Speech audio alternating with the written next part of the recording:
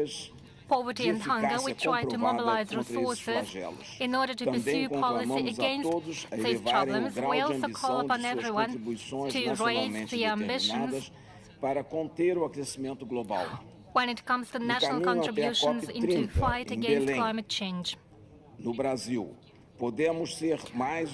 are preparing for COP30 and we can show even more courage. We should not abandon the principle of shared but differentiated responsibility. We have to join our efforts not to be left behind during the energy transition and digital revolution. We cannot be limited to the position of energy suppliers. We cannot use the logic of main exporters that existed 30 years ago. We can't be comfortable in the position of observers when there is an evolution of artificial intelligence. We need to participate in its regulation and get a fair compensation for the use of our data. The presidency of G20 has adopted a call for action in the reform of global governance that was supported by many countries present in this hall. Brazil considers a possibility of proposing in the General Assembly a convention, a meeting following in accordance with the Article 109, and we want to consider the topic of strengthening global cooperation with the South for just and more sustainable development. Thank you. Спасибо большое за ваш вклад в нашу работу. Thank you so much. Слово министру Thank you for your иностранных дел contribution. Индии. And now I give the floor to Minister of External Affairs of India. You have the floor, sir. Thank you. Your Excellency, President Vladimir Putin, Highnesses, Excellencies, friends. It is my honor to represent Prime Minister Narendra Modi at the BRICS outreach segment. I convey his greetings to all of you. Let me join colleagues in thanking President Vladimir Putin for the excellent arrangements and the warm hospitality. Excellencies, we face the paradox that even as forces of change have advanced, some long-standing issues have only become more complex. On the one hand, there is the steady diversification of production and consumption. Nations that attained independence from colonialism have accelerated their development and socio-economic progress. New capabilities emerged, facilitating the harnessing of more talent. This economic, political, and cultural rebalancing has now reached a point where we can contemplate real multipolarity. The BRICS itself is a statement of how profoundly the old order is changing. At the same time, many inequities of the past also continue. In fact, they have assumed new forms and manifestations. We see that in the access to developmental resources and modern technology and efficiencies. Let us also recognize that the benefits of globalization have been very uneven. Adding to all that, the COVID pandemic and multiple conflicts have aggravated the burdens borne by the global South. Concerns of health, food, and fuel security are particularly acute. The Summit of the Future underlined that the world is in real danger of falling significantly behind in realizing SDG targets. How do we reconcile this contradiction and ensure that the benefits of change reach those who are currently left behind? How do we create a more equitable global order? First, by strengthening and expanding platforms of an independent nature, and by widening the choices in different domains and minimizing undue reliance on those that can be leveraged. This is really where BRICS can make a difference for the global South. Second, by reforming established institutions and mechanisms, especially the UN Security Council in the permanent and the non-permanent categories. So too, the multilateral development banks, whose working procedures are just as outdated as that of the UN. India initiated an effort during its G20 presidency, and we are glad to see that Brazil is taking it forward. Third, by democratizing the global economy through creating more production hubs. The COVID experience is a sharp reminder of the need for more resilient, redundant, and shorter supply chains. For essential needs, every region legitimately aspires to create their own production capabilities. Fourth, by correcting distortions in global infrastructure that are a legacy from the colonial era, the world urgently needs more connectivity options that enhance logistics and mitigate risks. This must be a collective endeavor for common good with utmost respect for territorial integrity and sovereignty. And fifth, by sharing experiences and new initiatives. India's digital public infrastructure, its unified payment interface, the Gati Shakti infrastructure all hold a larger relevance. The International Solar Alliance, the Coalition for Disaster Resilient Infrastructure, the Global Biofuel Alliance, Mission Life, and the International Big Cat Alliance are similarly initiatives of common interest. As a first responder, be it for natural calamities, health emergencies, or economic crisis, we seek to do our fair share. Excellencies, addressing conflicts and tensions effectively is a particular need of the day. Prime Minister Modi has emphasized that this is not an era of war. Disputes and differences must be settled by dialogue and diplomacy. Agreements, once reached, must be scrupulously respected. International law should be adhered to without exception, and there should be zero tolerance for terrorism. Excellencies, the situation in the Middle East, West Asia for us, is an understandable concern. There is a widespread anxiety that the conflict would spread further in the region. Maritime trade has also been deeply affected. The human and material consequences of further escalation are truly serious. Any approach has to be fair and durable, leading to a two-state solution. Excellencies, we meet in difficult circumstances.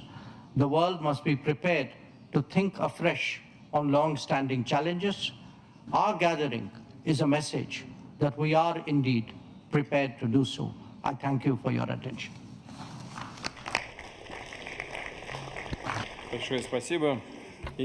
Thank you so much. India demonstrates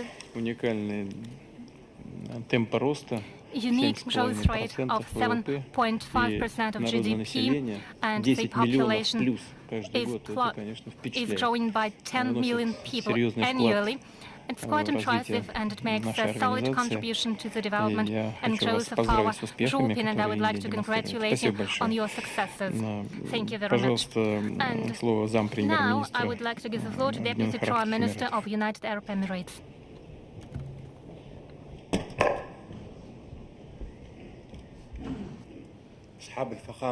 Excellencies, Majesties, Highness, ladies and gentlemen, Excellency President Vladimir Putin, the President of Federal Russia. I would like at the outset to convey the greetings of His Highness Sheikh Mohammed bin Zayed Al Nahyan, the President of the Emirates States, and I would like to extend our sincere thanks to you, Excellency President, and to the Russian chairmanship of BRICS this year. We value the efforts aiming at the enhancement of the international dialogue at a time we are in need of collective action facing the global challenges for a better world. Through the Russian chairmanship, a collective vision is embodied, reinforcing the BRICS as a platform not only for resolving solutions, but drawing a future map for a better future for the world. BRICS is not only confined to economic cooperation, rather it is a model for an existing partnership based on multilateralism. Through this platform, our states can benefit from various expertise and achieve common progress. This is the base out of which the Emirate goes forward. It has always put international cooperation at the core of its policies. My country believes that the real partnership is based on common interests and mutual respect, and not only on the limited and narrow interests. Today, we meet with the BRICS states and friends to probe a better, more stable world. Our world is going through unprecedented circumstances affecting all countries, regardless of the size of their economies and their geographical position. The abrupt economic, whether in terms of the abrupt economic changes, climate change, and the aggravation of conflicts and the transition in energy, we are all required to find long-lasting constructive solutions. That is the essence of our cooperation within the framework of BRICS, which is committed to the UN Charter, the international legitimacy as a basis for international cooperation and multilateral action. Attainment of international peace and security is solidly guarantee building a global forefront for encountering our common challenges, and is capable to put an end to the sufferings of the population, civilians in the flashpoints and conflict areas, and to build prosperity. On this basis, we call for a permanent and immediate ceasefire in Gaza Strip and unconditional access of aid to all civilians, and to start a new political track based on the two-state solutions, and show respect with all international legitimate decisions. Also in Lebanon, we reiterate the sustainability of supporting international efforts for de-escalation and immediate ceasefire, as well as put an end to the Israeli aggression and the humanitarian crisis. And we strongly condemn the violations to the international decisions and the UN and Security Council resolutions.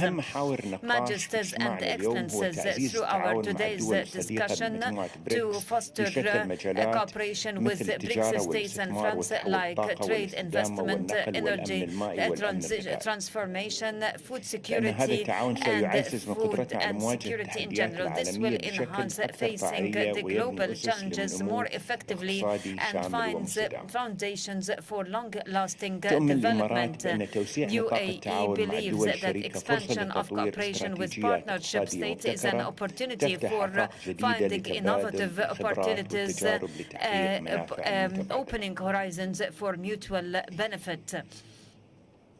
In our today's world, multilateralism is not an option, yet a necessity. Challenges encountering us, economic, environmental, social, we cannot contend with by ourselves. However, multilateralism is the base of stability and growth. UAE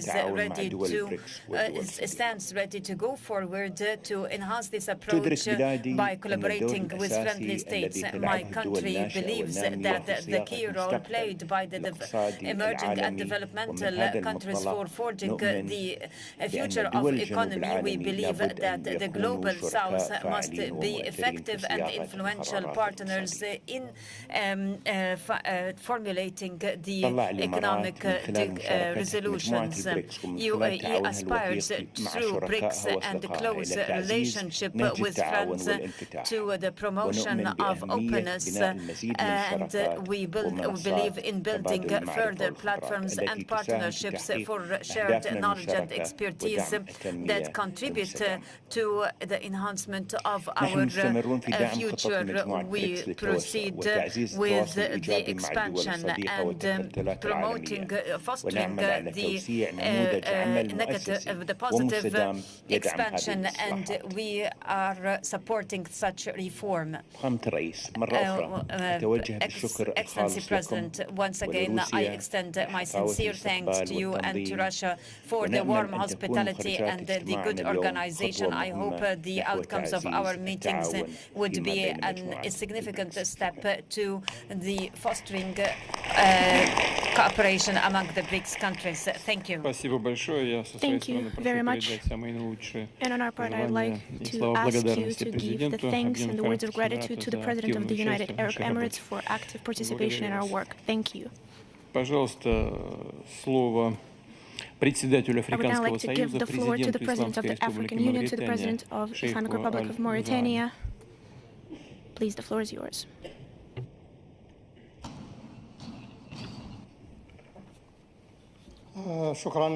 Thank you, Excellency President. Excellency President Vladimir Putin, President of Federal Russia, the Chairman of BRICS Session, Majesties and Excellencies, Presidents of States and Governments, Heads of Delegations, ladies and gentlemen, at the outset I'm pleased to extend a sincere thanks to His Excellency President Vladimir Putin, President of Federal Russia, for his kind invitation to participating in the BRICS 16th Summit, held under the motto Multilateral Cooperation for the sake of security and fair development. We equally extend thanks for the superior due care and warm hospitality provided to us and to our delegation. I would like to express in my name and on behalf of the African Union our deep gratitude and commend to the BRICS grouping for the support given to the African continent and to the appreciated efforts exerted for gaining a permanent seat for the African Union in the G20. Excellencies, Highness and Majesties, ladies and gentlemen, the BRICS today forms one of the most significant platforms for upgrading multilateral cooperation, especially among the Global South. The gradual expansion of this grouping and the disparity of developmental levels between its states and the states seeking its membership express the conviction of the groupings in development and the progress, as they are not merits limited to countries than others, rather right to all countries, regardless developmental disparities and contexts. Therefore, we should listen to them, respect their priorities and their basic developmental needs. Development can never be neither effective nor sustainable unless it is comprehensive and is firmly established on international solidarity and cooperation. This general principle is the foundation for our convergence in the African Union for attaining SDGs. This is our position in the African Union. We think that stumbled and low SDGs and the existing impotence in lifting the enormous challenges in terms of security, economy, and environment encountering the world is partially due to the weakened multilateral cooperation and the imbalances of the global international financial political governance and the dramatic shortfall of solidarity of interregional, international, regional solidarity and concerted efforts. Therefore, the world today, notably our African continent, is in a dire need of a new dynamic of multilateral cooperation and international solidarity and synergy. It is critically necessary to reformulate the rules of the international financial and political governance. It is difficult to our African states to tap its huge development opportunities and liberalize its tremendous potentials in favor of development and growth, while indebtedness issue is still persistent, strongly impeding the development efforts. The development aid system proved its inability to achieving its aspired goals, in addition to the weak representation of the continent in multilateral financial institutions, which doesn't allow it to show respect to the international agenda of its urgent needs, notably related to infrastructure, reinforcing growth, technology transformation, enhancement of educational systems and new technologies. In the aggregate, a new chart for development must be put in place to be more flexible and sustainable and safeguard the countries, the least developing countries, easy access and fair access for financing customized to their priorities. Despite such revision, the reformulation of the rules of the international political governance is important for tackling the international peace and security. The international political governance in the current reformulation makes it more unfair and apply double standards in dealing with the issues on the account of the vulnerable and least developed countries. Double standards while overlooking the humanitarian values explains today to the international community the necessity for halting what we are witnessing in terms of massacres and grotesque massacres in Palestine and Lebanon, as well as the weakened international solidarity and multilateral cooperation explains parts of our impotence in the African Union to terminating terrorism, threatening our peace and security and our developmental efforts.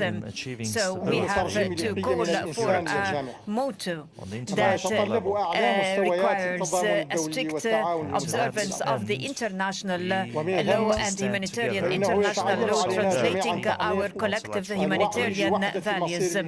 So it is incumbent upon us all to deepen awareness of the unified humanitarian fate, and no effective convergence for the issues of security and peace can be attained without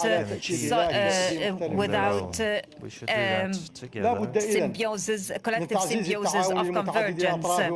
So in order to be able to enjoy long-lasting peace, it is necessary to enhance multilateral cooperation and international synergy, and to reform the international political governance for fairer and more balanced representation of the least developed countries. So within this context, I would like to reiterate from this podium our call for granting the African Union a permanent seat in the Security Council, to be able to allow its voice to be heard and to observe its priorities on the international agendas. In the African Union, we greatly rely on meeting this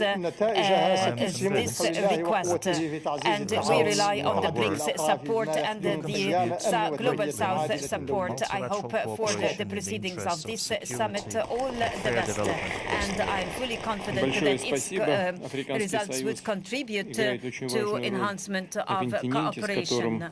Thank you. Who Russia shares deep historic ties with. We wish you great success and thank you for the participation in our work. Thank you. I now give the floor to the President of Belarus, Alexander Lukashenko. Distinguished ladies and gentlemen, dear President Putin, I congratulate you on the successful presidency. It's very timely and highly effective.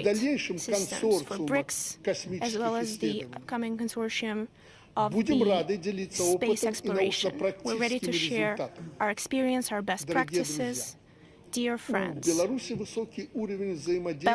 has a high level of cooperation and trustworthy relations with the absolute majority of the countries whose representatives are present here today. With most of them, we have a long-standing history of successful cooperation. And now we can add on our expertise on bilateral area with new integrations in this format. Minsk confirms full preparedness for full-fledged membership in this organization. I thank you for your attention. Mr. Lukashenko, thank you very much for your address. Belarus showcases great steps in development and economy and social sphere, and of course shares its responsibility in the work of our organization. Thank you very much. I now give the floor to the President of Laos, PDR, as well as the President in the ASEAN. Please, the floor is yours. Your Excellency Vladimir Putin, President of the Russian Federation, esteemed heads of state and government of BRICS countries, ladies and gentlemen, it is a great honor and privilege to have been invited to the BRICS Outreach Summit by His Excellency President Vladimir Putin, Chair of the 16th BRICS Summit, which provides me with the opportunity to join the heads of state and government of BRICS member countries and developing nations of the Global South here in this beautiful city of Kazán. Excellencies, the international community is currently grappling with numerous challenges, making it increasingly difficult to foresee how the global future will unfold. These challenges pose a significant threat to global peace, stability, and security, while severely hampering development efforts of many nations, particularly developing ones. Today, more than ever, BRICS plays an indispensable role in reshaping the global order and fostering cooperation mechanisms that are just, equitable, and mutually beneficial to all nations, particularly the developing ones from the Global South, which in turn contributes to building a better world.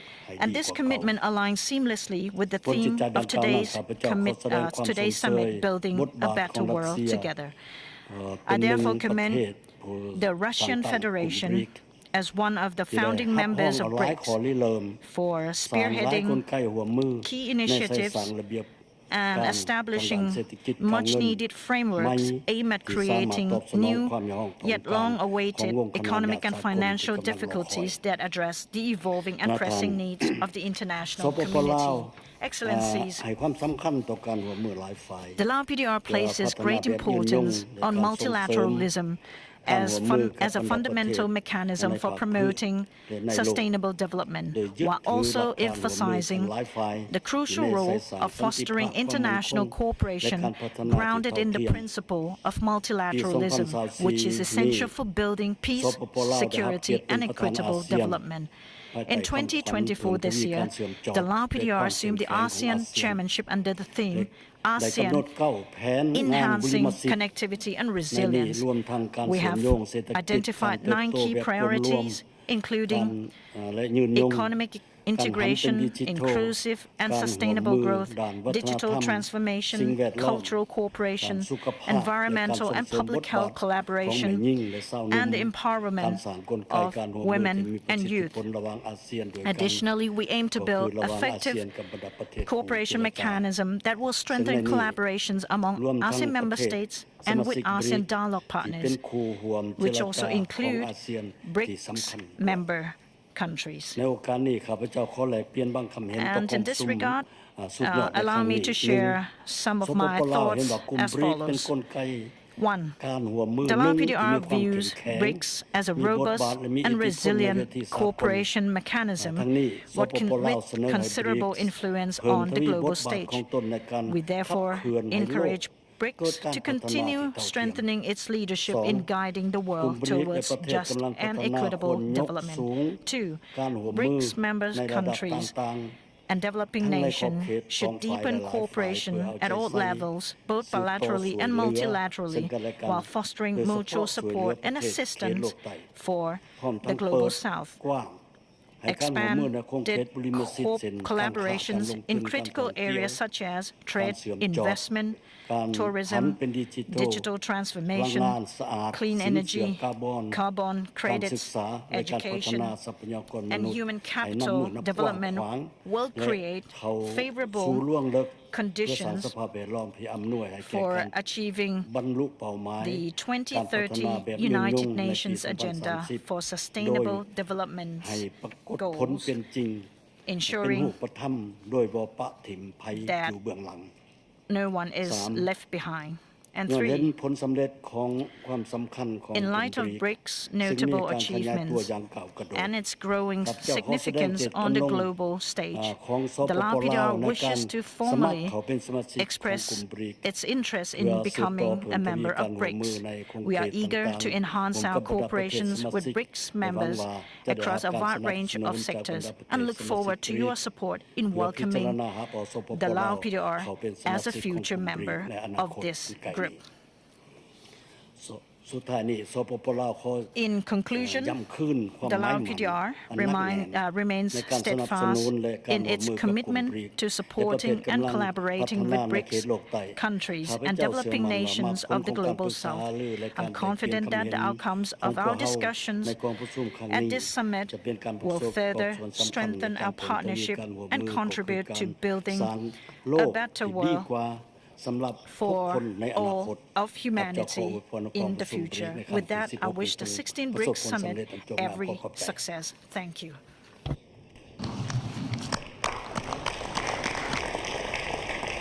Thank you very much, Mr. President. Thank you for the participation, for active participation as a head of state and as president of the ASEAN. Asia by and large and Southeastern Asia have been undergoing rapid development, and this is going to be a driver of our joint work and our participation and engagement in that region. I'd like to give the floor to President of Turkey, Mr. Recep Tayyip Erdogan.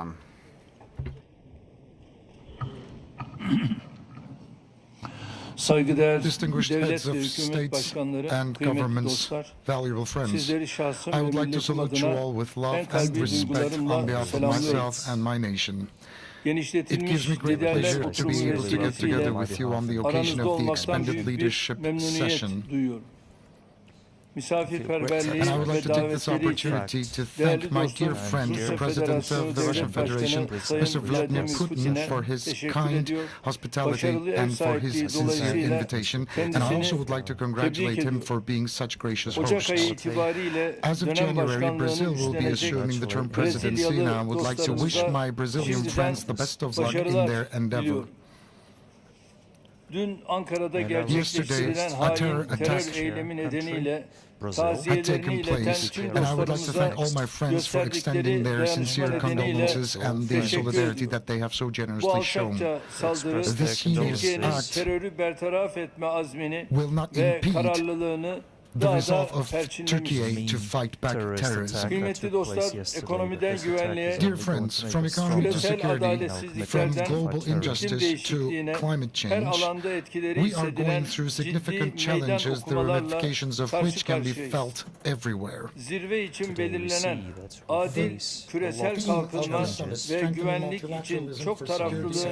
global development is very punctual and is very to the point. And I would like to accentuate one point sincerely. This is the time when socio-economic fragilities are increasing and the power axis is shifting, and the political and the financial mechanisms can no longer serve our best interests, which were established in the aftermath of the Second World War. Things are changing in this day and age, and we believe as Turkey that a fairer world is possible. In multilateral platforms, we are always getting together with our friends, and we are trying to support the initiatives in order to find common solutions to the outstanding problems using our joint wisdom.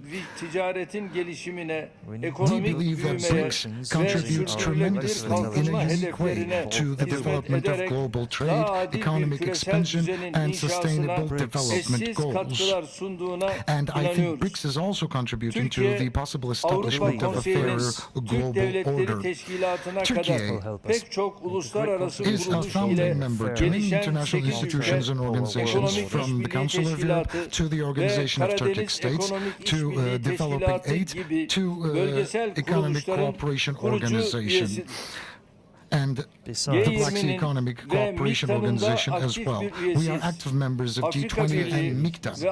The African Union and ASEAN are some of the platforms where we have close partnerships, along with the communities of Latin America and Caribbean states.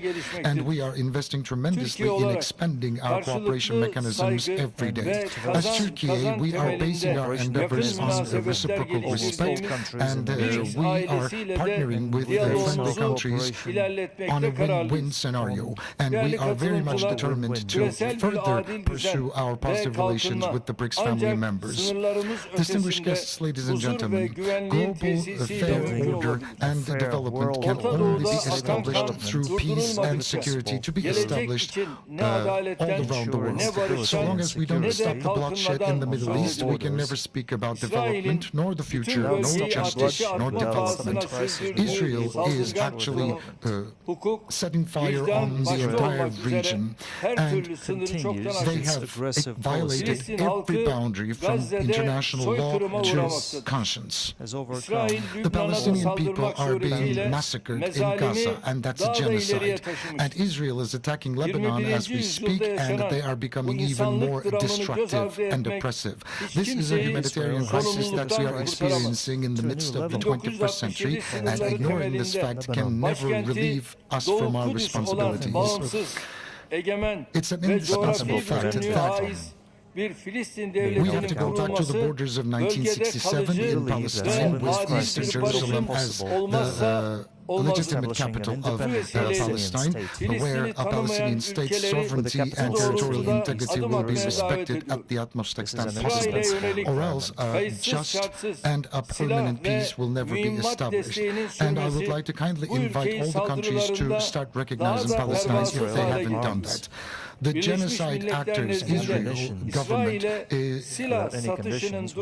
has to be stopped through international community's support. And unconditional weapons and arms sales to Israel should be stopped, because it encourages Israel to become much more destructive.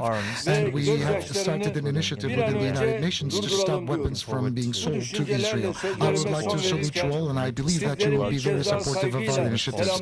And before I conclude my remarks, I would like to salute you all with love and respect. I hope and pray that this meeting will yield the most auspicious results for the entire human race. And I would like to thank everybody involved in the organization. Our common work.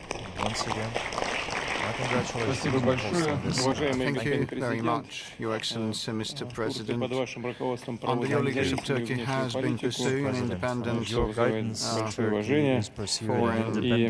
policy course, and that merits our respect, and we cooperate very well bilaterally, doing a lot to resolve difficulties in the region, and I'm sure that Turkey's work within this entity will also be relevant. And I'd like to give the floor to President of Uzbekistan, Mr. Mirziyoyev, His Excellency. Mirziyoyev, please.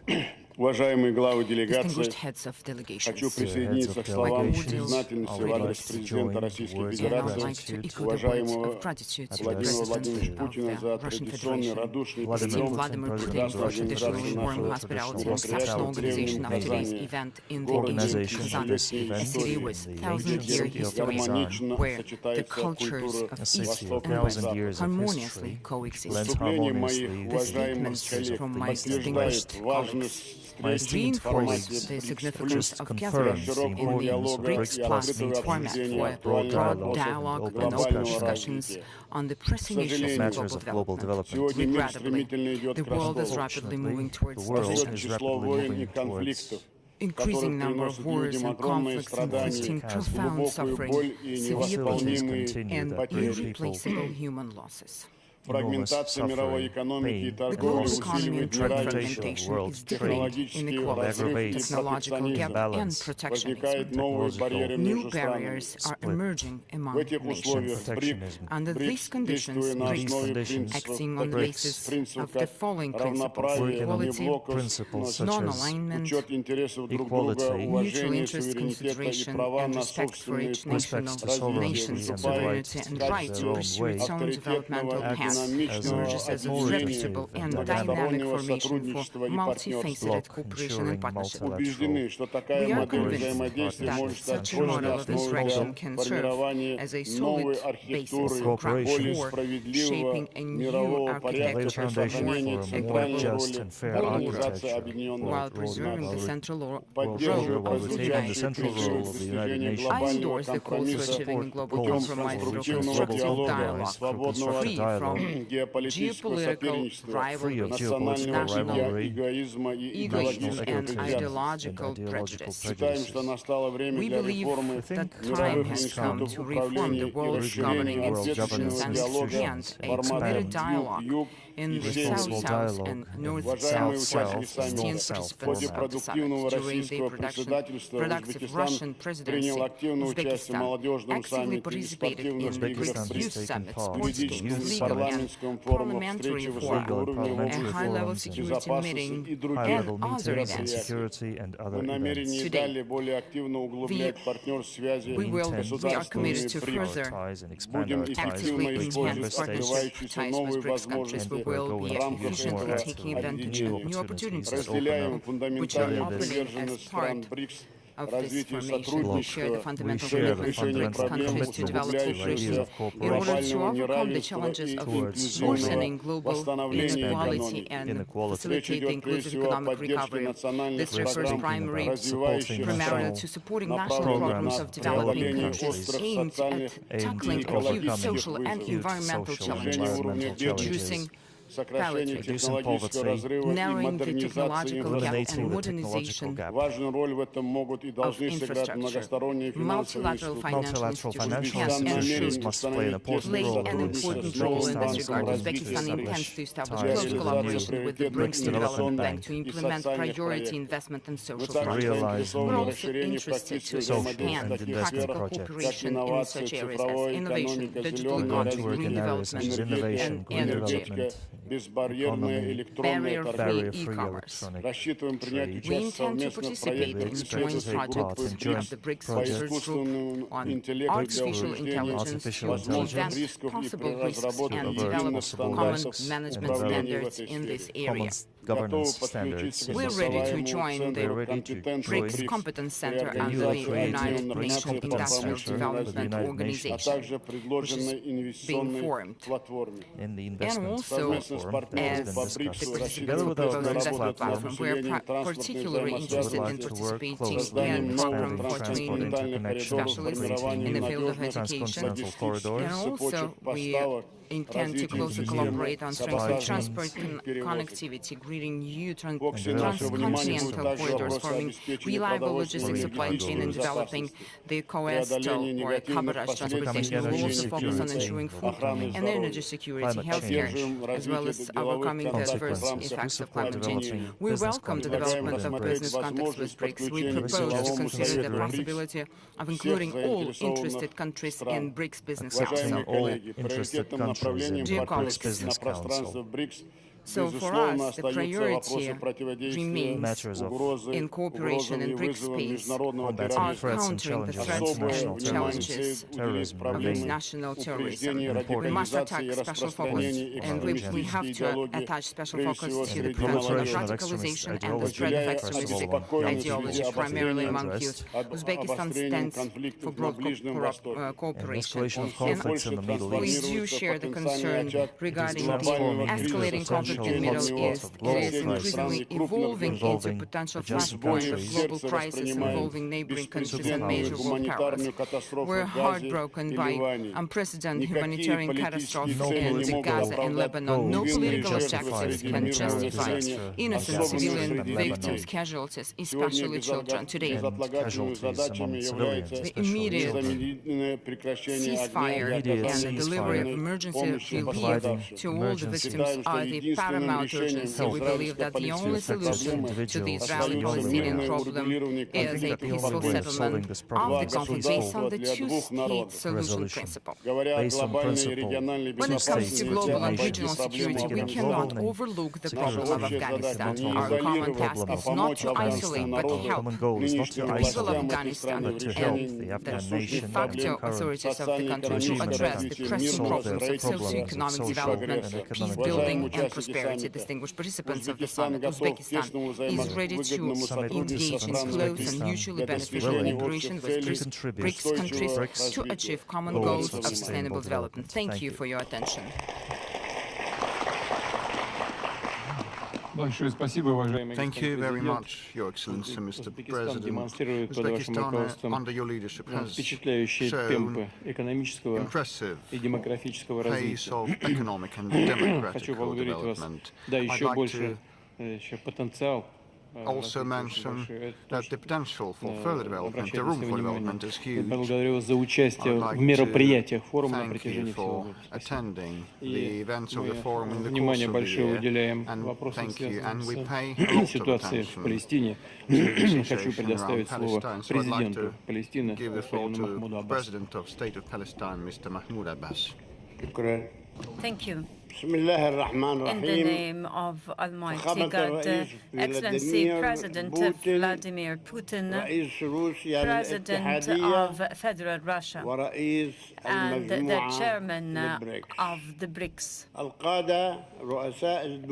leaders, presidents of BRICS states, ladies and gentlemen, peace be upon you, His blessings and bounties. I would like at the outset to extend to Your Excellency and to the presidents of the BRICS with sincere thanks for the kind invitation extended to us to participating in the proceedings of this significant session for the fostering collaboration among BRICS states and the Global South, which will allow us to expand and foster dialogue and collaboration in the fields of development, innovation, energy, culture, and international peace and security, and to give impetus to resolving the current international and regional crises, at the top of which the Palestinian cause for building a better world. In this regard, we congratulate the countries newly joined the BRICS, UAE, Egypt, Ethiopia, and Iran, for joining the BRICS, which forms a strong indicator to the incremental role of the groupings and its great importance at the international level. We hope that you would accept Palestine's request for annexing to the grouping as soon as possible. The great development of BRICS and the growing desire of other countries to joining the BRICS reflects the urgent need for for an international world much fairer and just. Given the failure of the current international world for finding a fairer resolution to the urgent causes and the chronic issues that the world suffers from, and at the top comes at the top of which the Palestinian cause a full year has posed for the gravest catastrophe the Palestinian people is going through since the Nakba in 1948. That is the Israeli war, where the perpetration of genocide and ethnic cleansing are practiced in order to evacuate its population in Gaza Strip, especially now at the moment in North Gaza, the occupation troops is turning the people into hunger, and as well as aggressions by the occupation troops, as well as the terrorist settlers against the Gaza Strip, including the West Bank and East Jerusalem,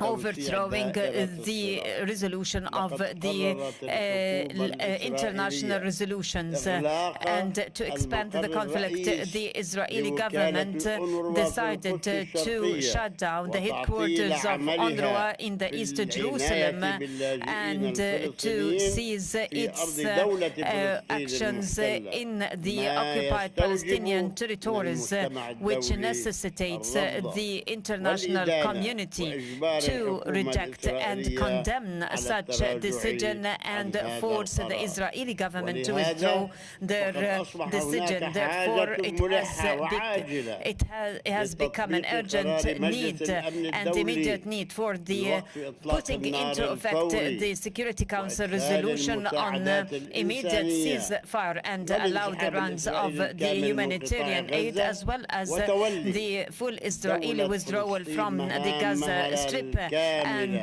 the Palestinian state would be fully incompetent for allowing the displaced to come back to their homes and start reconstruction works.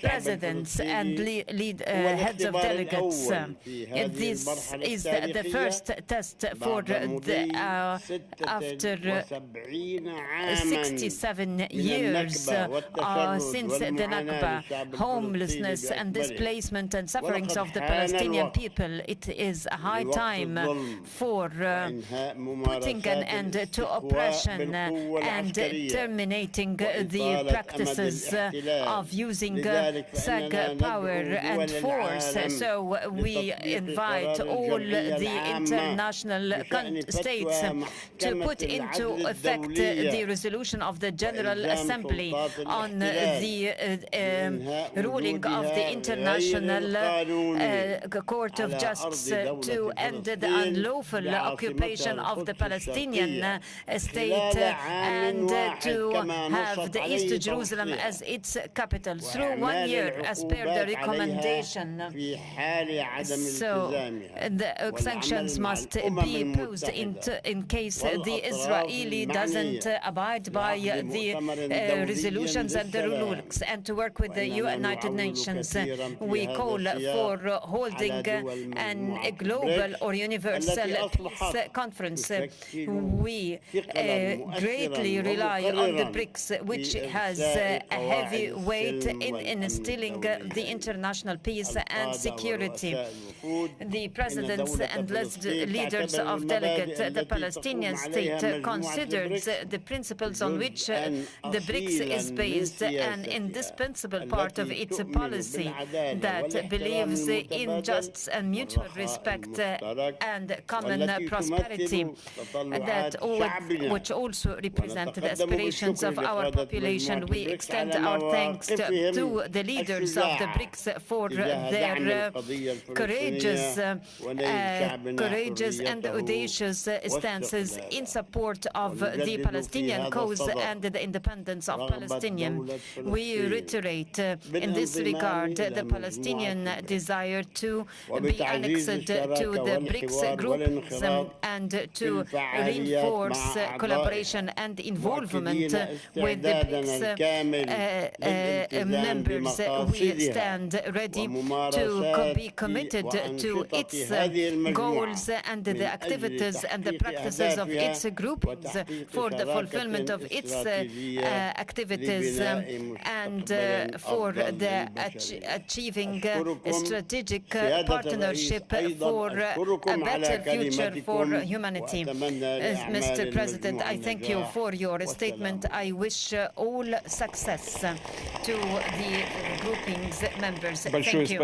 Thank you so much, Mr. President. You noted the interaction between BRICS and the Global South. It is one of our priorities. As for the Palestinian developments, unfortunately, the world sees a lot of armed conflicts.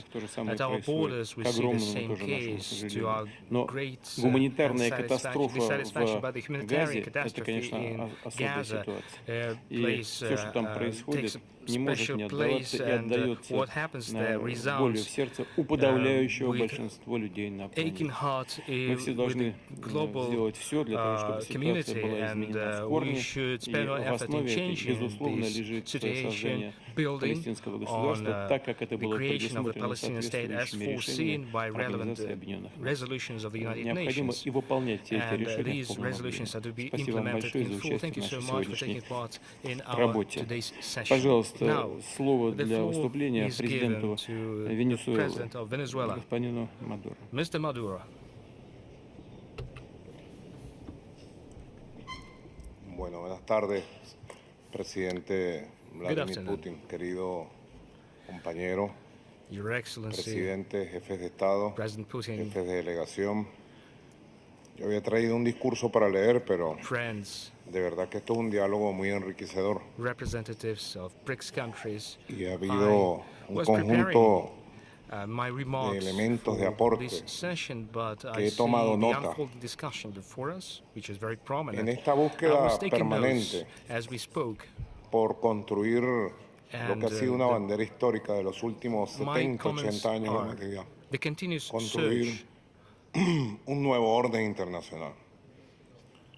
Felicito, señor presidente Putin, por el carácter incluyente, convocante, unitario de liderazgo que ha ejercido Rusia para la organización de esta exitosa President Putin, on the role played by the Russian Federation de manera modesta en todas sus instancias, organizing this successful summit.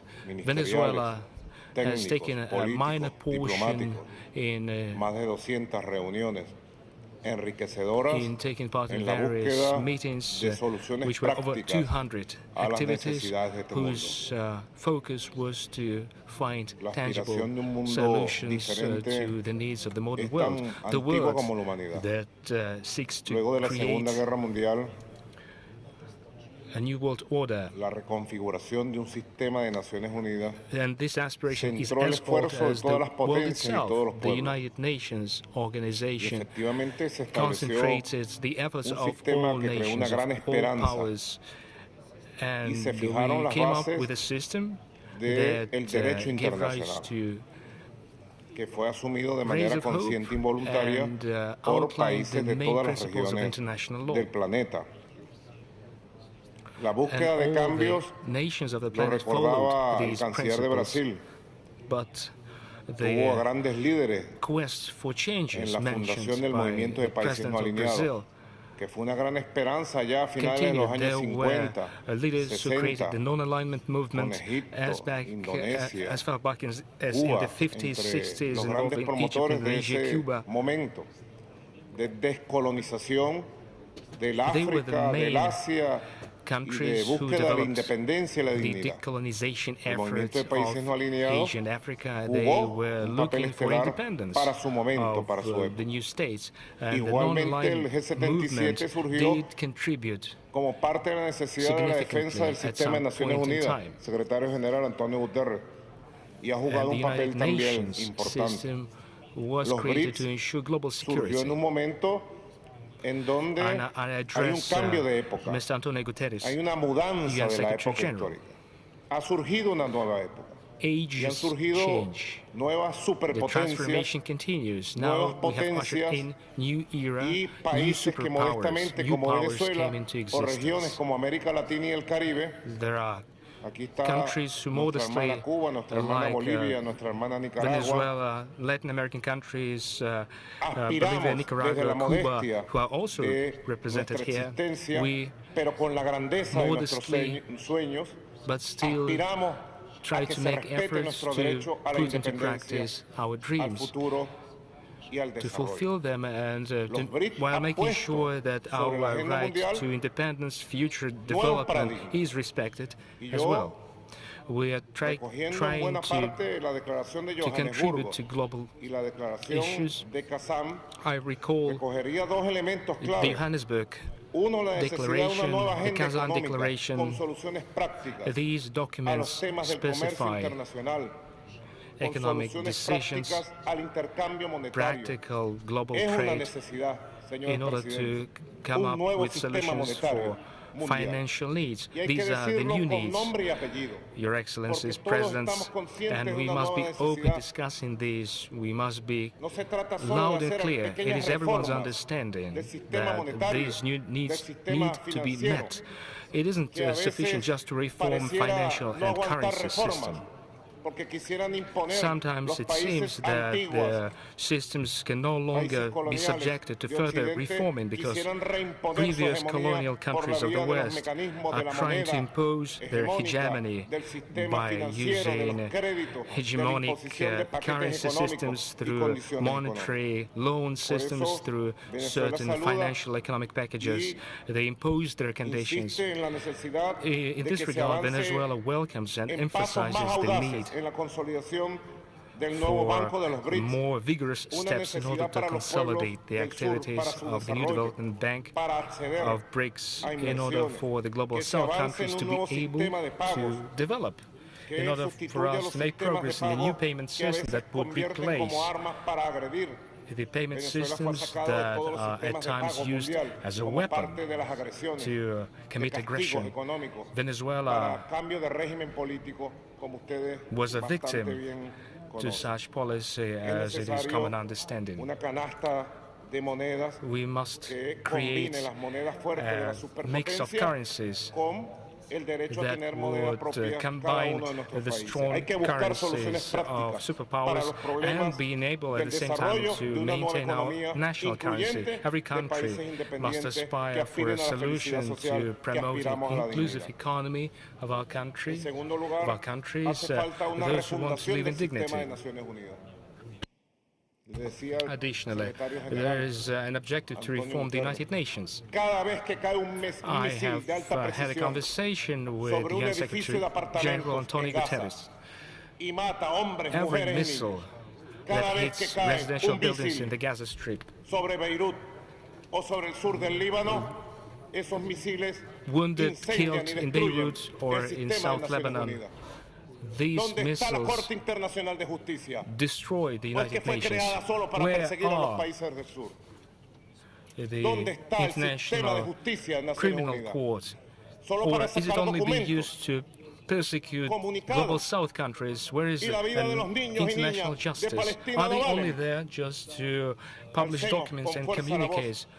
How about life of women, children in the global South? Let's search a practical and bold plan to reform the United Nations organization, which is agonizing effectively as we see the rise of Nazi regimes against the backdrop of the painful past. The new world to be created is being born right as we speak, with BRICS being at the core of this new nascent world. This world would build on humane principles. As I have said during our bilateral meetings with President Putin, the thing I said was, Venezuela belongs to the BRICS family. I thank you for the invitation extended to our country. It is the first time that the President of Venezuela participates in a BRICS meeting. We share the BRICS principles. I'm convinced the historical truth behind this for over 200 years, when Simon Bolivar, the liberator of our country, with his saber in his hand, liberated our nations, our continent. He fought for the balance worldwide. Hugo Rafael Chavez, our commandant, said, we are waiting for this multipolar world, multi-centric world to be created. Your Excellencies, Mr. President, you can count on the Bolivarian Republic of Venezuela to put into practice this historical project. Thank you so much. Уважаемый господин президент, Венесуэла под вашим руководством продолжает политику команданта Чавеса по укреплению суверенитета страны, демонстрирует хороший темп развития. You demonstrate good rates of development. Last year it was 5.5%. This year we expect more than 7% of national growth. I'm sure you're on the right track, and the legitimate government created under your able leadership after the election will do a lot to promote your country and promote cooperation with other countries too, within the framework and within the circuit of BRICS. Thank you so much for your speech. Now, the floor is given to the President of the Republic of Kazakhstan, distinguished heads of state, Your Excellency, выражаю искреннюю благодарность президенту Российской Федерации Владимиру Владимировичу Путину за приглашение и превосходную организацию саммита БРИКС в городе Казани, уникальном историческом центре Евразийского континента. БРИКС превратился в глобальный центр международного притяжения, к которому проявляет практический интерес многие страны, стремящиеся к взаимовыгодному сотрудничеству.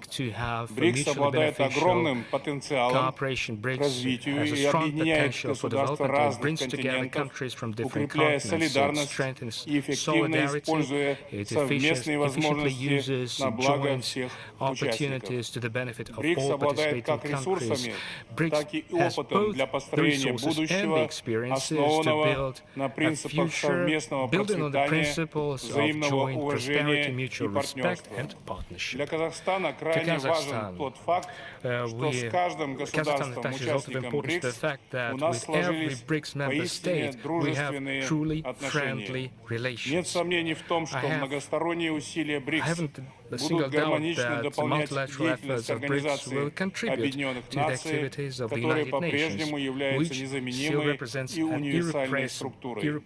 Принципы дипломатии и диалога, заложенные в Уставе ООН, стали основой повестки БРИКС, способствуя мирному урегулированию конфликтов и укреплению стратегической стабильности. Мы высоко оцениваем концепцию России по созданию равной и неделимой безопасности в Евразии, направленной на снижение геополитической напряженности через укрепление взаимного доверия и сотрудничества.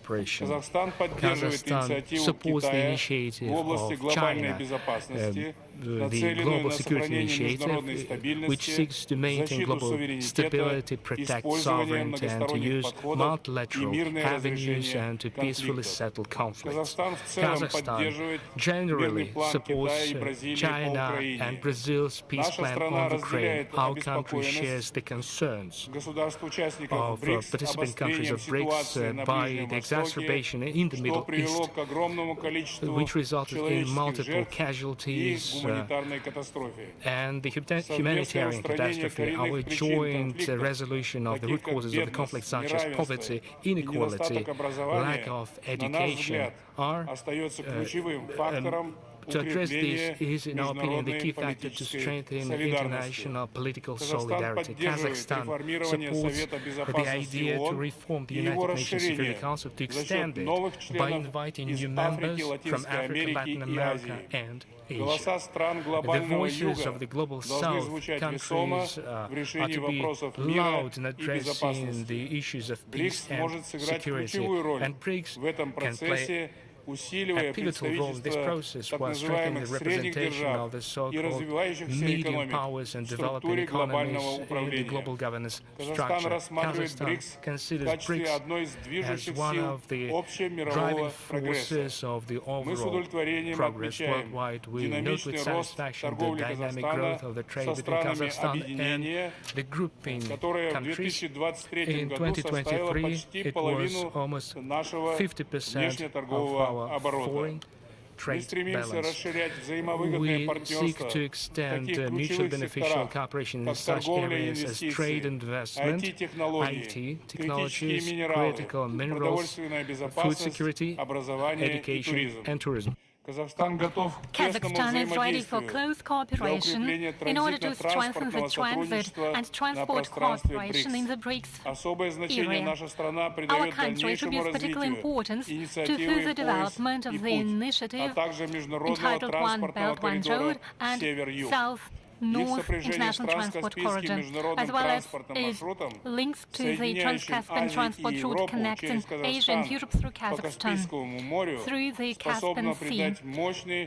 It is a possibility to give additional impetus to foreign trade in the long run. Kazakhstan seeks to form lasting partnership relations within BRICS Plus format with a view to strengthening the energy security.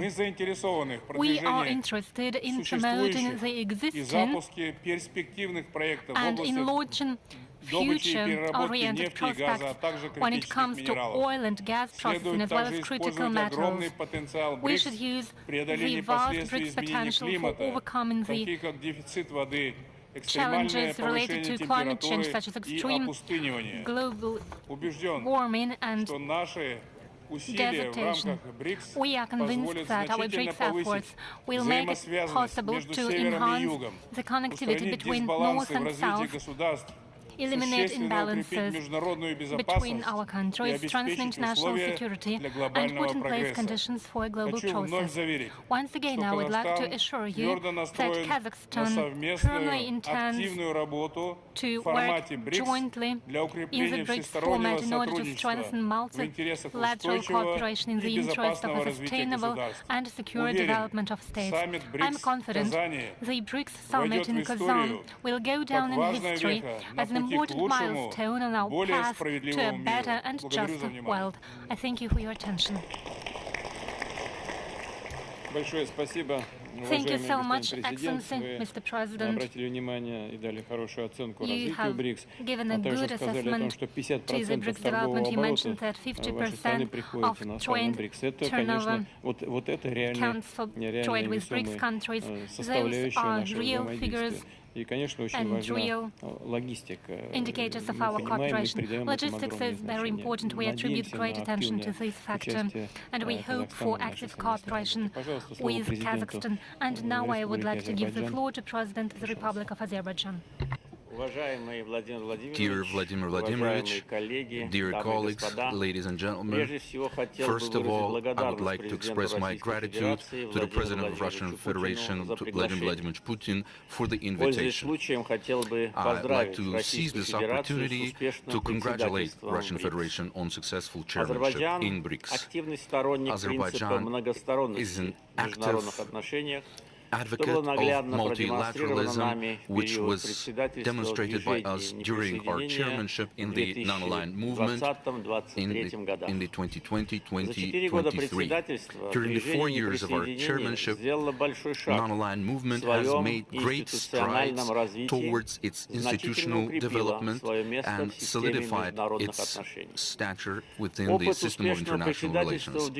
Our successful chairmanship experience is helping us today as a chairman in the measures Используя свое географическое положение и создав современную инфраструктуру, Азербайджан превратился в один из важных транспортных и логистических центров Евразии. Транспортные коридоры восток-запад и север-юг проходят по нашей территории. Все сегменты этих транспортных путей на территории Азербайджана успешно функционируют. На данный момент, ввиду резкого роста грузопотока через нашу территорию, мы инвестируем дополнительные средства в увеличение пропускной способности этих коридоров. В следующем месяце в Баку станет местом проведения крупнейшей международной климатической конференции КОП-29. International Climatic Conference, COP29, unanimous decision of nearly 200 countries regarding hosting by Azerbaijan of the COP29 is a testament to support our policies and to the confidence. We are contributing to cooperation between Global South and Global North on climate, and we will do our best to achieve mutual understanding both on climate change and also the matters of global security, rule of international law, non-interference of each other's affairs, and mutual trust. Thank you very much. Спасибо большое, уважаемый господин президент. Да, действительно, вы совершенно точно отметили, что роль Азербайджана, особенно в развитии логистических коридоров, очень важна. Но не только. Я думаю, что, имея в виду растущий объем товарооборота с Россией, также с другими государствами БРИКС, тоже имеет существенное значение. То, о чем говорил только что президент. Хочу вам пожелать всего самого доброго. Спасибо большое. Пожалуйста, слово президенту Республики Конго, господину Денису Нгесу. Monsieur Vladimir Poutine, président de la Fédération de Russie, Your Excellency Vladimir Putin, President of the Russian Federation and acting chair Mesdames et Messieurs les chefs d'État et de gouvernement, distingués invités, Mesdames, Messieurs, distinguished participants of the summit, je voudrais remercier Son Excellence I would like Monsieur Vladimir Poutine, président de la Fédération de Russie, qui a bien voulu nous convier à ce 16e sommet des BRICS.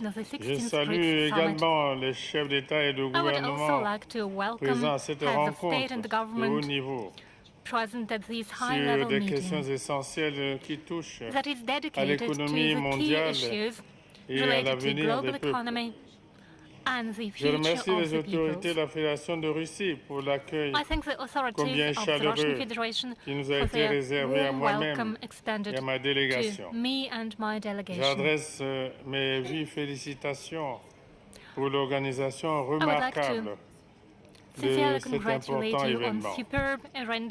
BRICS hier, BRICS Plus aujourd'hui.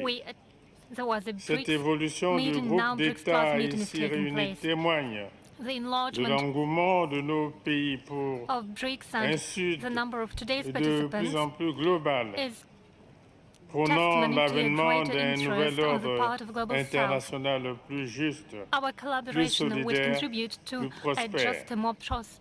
Le devoir impérieux pour nos nations du Sud est d'unir nos efforts afin de créer des mécanismes financiers alternatifs qui régulent avec plus de justice l'économie mondiale au bénéfice des intérêts légitimes de nos États. Ici, sur les rives de la Volga, ce jour, une séquence déterminante de l'avenir du monde en réponse à des turbulences économiques sans précédent. en développant des institutions financières plus adaptées aux réalités contemporaines et en renforçant des échanges commerciaux entre nos pays, nous pouvons bâtir notre avenir sur des économies autonomes et plus résilientes. Une telle approche implique de réformer les institutions financières internationales pour qu'elles reflètent davantage les réalités économiques actuelles et prennent mieux en compte les attentes légitimes de nos peuples. Mon pays, la République du Congo, partage pleinement les aspirations des BRICS Plus, notamment en termes de paix dans le monde, de progrès pour tous et de multilatéralisme constructif. Consciente de l'importance croissante de la coopération économique et politique entre les nations du Sud, la République du Congo accorde un intérêt tout particulier aux objectifs visés par les BRICS Plus pour promouvoir un développement inclusif et durable et contribuer activement au couronnement de cette avancée majeure. Au-delà des intérêts économiques, la culture rapproche des États et renforce l'amitié entre les peuples. C'est en cela que la République du Congo appelle à la mise en œuvre des initiatives communes dans les domaines de l'éducation et de la culture afin de promouvoir un dialogue interculturel enrichissant. Par ailleurs, situé au cœur du bassin du Congo, mon pays est engagé depuis près d'un demi-siècle dans la protection de l'environnement en lien avec la lutte contre les changements climatiques. J'en appelle à une coopération plus renforcée pour la préservation des écosystèmes de biodiversité. À ce sujet, le Congo vient de soumettre à l'Assemblée générale des Nations unies la résolution sur la décennie mondiale de l'afforestation et du reboisement pour consolider le rôle crucial des forêts dans la régulation du climat. J'invite donc les BRICS Plus à se placer à l'avant-garde de cette lutte au service de la survie de l'humanité entière, tout en saluant vos efforts en matière de protection de l'environnement et de réduction des émissions de gaz à effet de serre. Je sollicite l'appui des BRICS Plus en vue de l'adoption de cette résolution par les Nations Unies. Je vous remercie.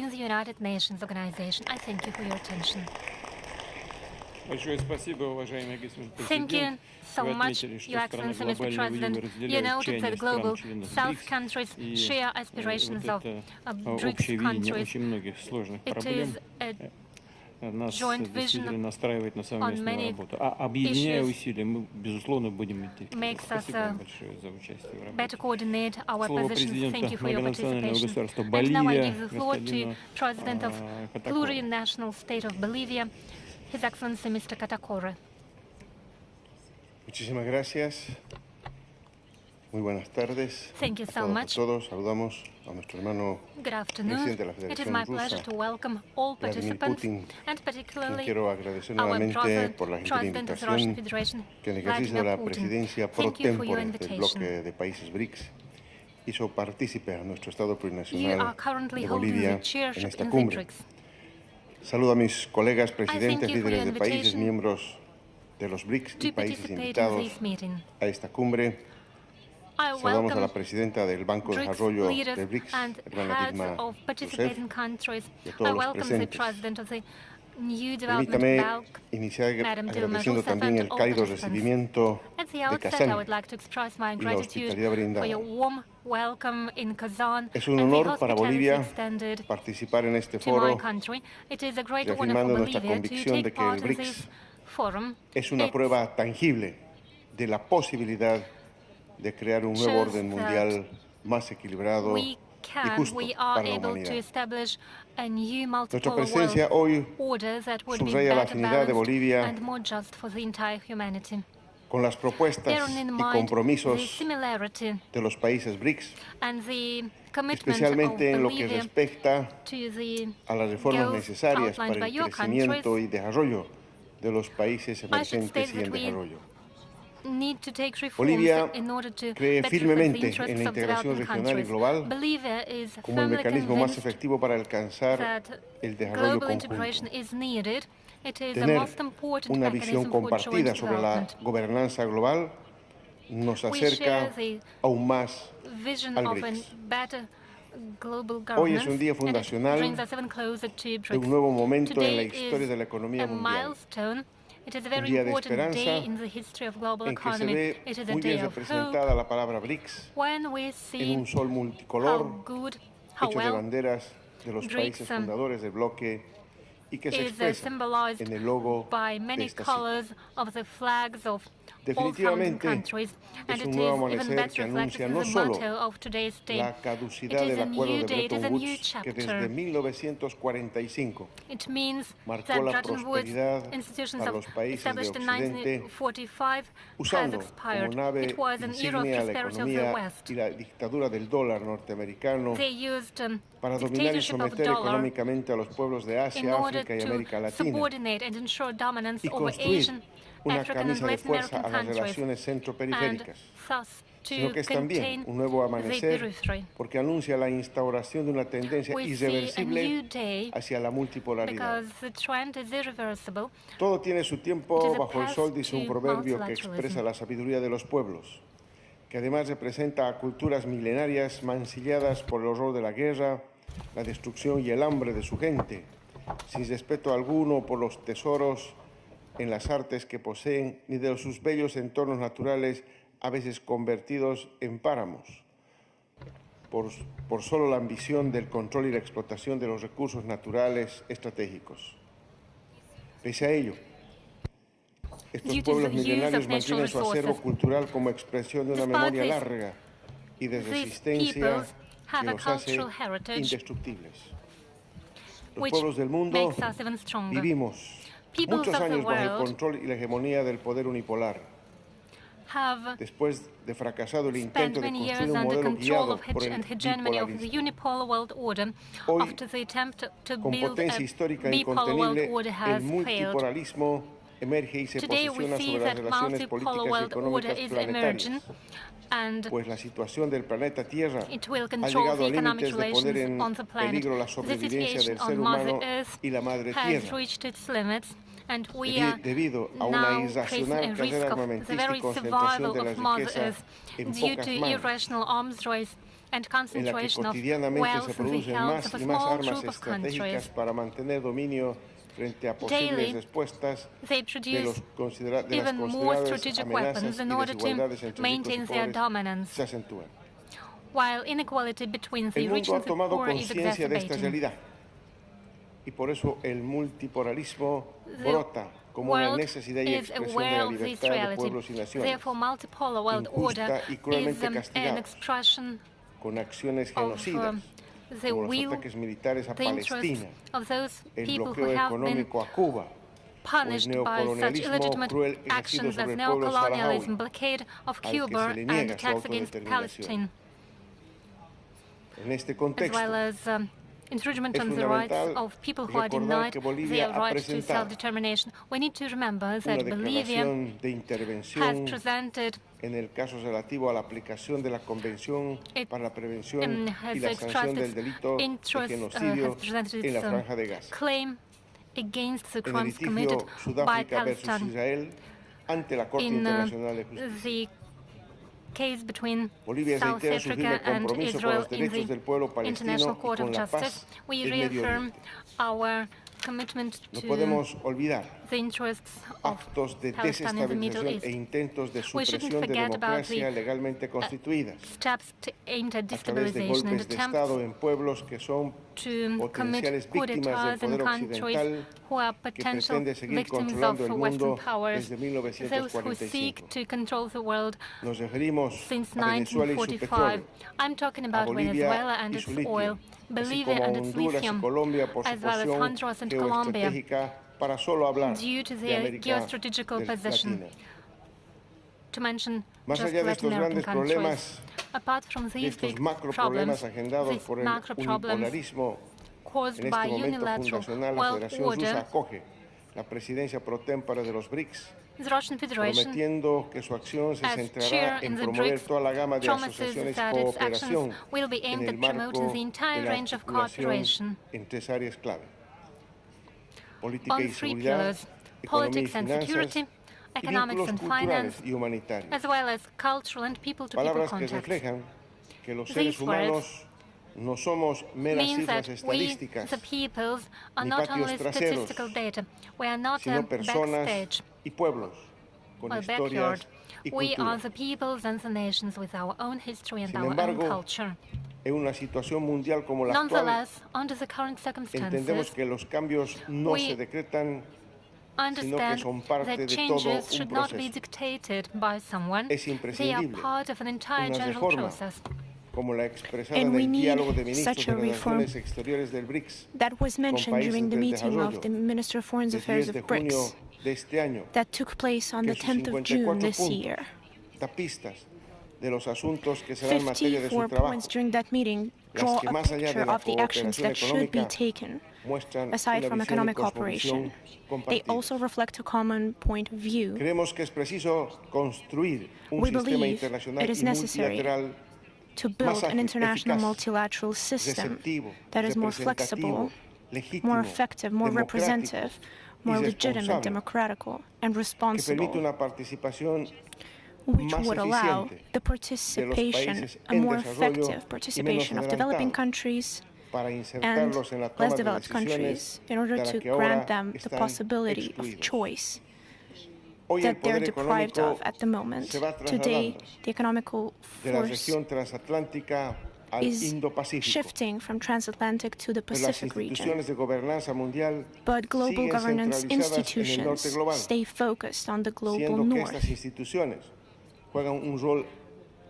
because these institutions play a decisive role during the decision-making progress and the decision of sanctions on trade, the energy supplies, and food security. This has to change.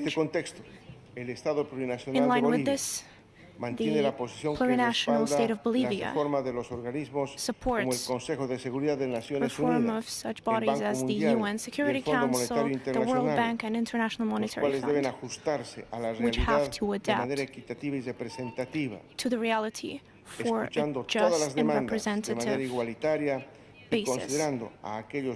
All demands have to be taken equally and have to take into account all the pillars of power. We support the reinforcement of the new Bank of Development, which is a key structure for financing the projects of developing countries such as Bolivia in order to achieve a fairer world. Global threats and challenges of capitalism that we're facing today require the unification of forces and solidarity of the majority of world countries who represent the global south today. We are convinced that thanks to the potential of our countries and with the support of BRICS countries, we will manage to stimulate the transformation of economy and global government in order to reinforce the establishment of mutually beneficial development based on great achievements in technology, science, digital connections, and renewable energy sources. Bolivia is a country rich in mineral sources, natural resources. We're the first in supplying lithium. We have natural gas traditional minerals and rare earthly elements. We're going through the process of industrialization, and our participation in BRICS is aimed at mutual benefit of all the participations of this process. I believe that this meeting in Kazán will map out a new momentum in history, where many countries, there are attempts to enslave them, and depending on different conditions, we will try to map out our aspirations, the process of development, to gain back the sovereignty of our countries without any interference, with the right to self-determination, in order to restore sense in international relations, with respect for international law, and while ensuring equality for our nations subjugated to the tyranny and dollar.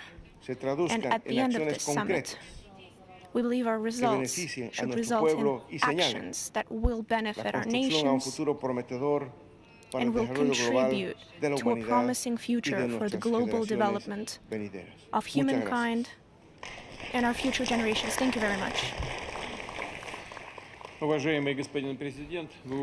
Distinguished President, you mentioned the Bretton Woods institutions that was at the basis of international financing system, and I would like to remind everyone that the dollar stability back in the day was ensured with a connection to gold. Then there were other agreements who have detached the dollar from the gold, and the only guarantee of these world currency is the stability of the solar economy, the economy of the United States, its power, domination in the world. Right now, the situation in the world economy naturally shifts, and I would like to point that out naturally. So our task to take these inevitable changes and transformations and make them civilized. This is what we're calmly tackling in the BRICS institutions, and we will continue to do it gladly with the countries involved in our process. Please, now I give the floor to the Prime Minister of Armenia. Please, the floor is yours. Thank you very much, President Putin, distinguished heads of delegates, dear colleagues. First of all, I would like to thank you for the invitation to take part in the Outreach BRICS Plus meeting, and I would like to express my gratitude to the President of Russian Federation for the hospitality for the organization of today's summit at the highest level. The theme of today's meeting, BRICS and Global South, building a better world together, and I believe in this context it is especially relevant, announced by the Armenian government, Transport Communication Project, the crossroads of the world. The meaning of this project is that Armenia is ready and is interested to organize in their territories to pass loads, transports, passengers, of cable routes. This is the shortest route between the Black Sea and the Persian Gulf, through the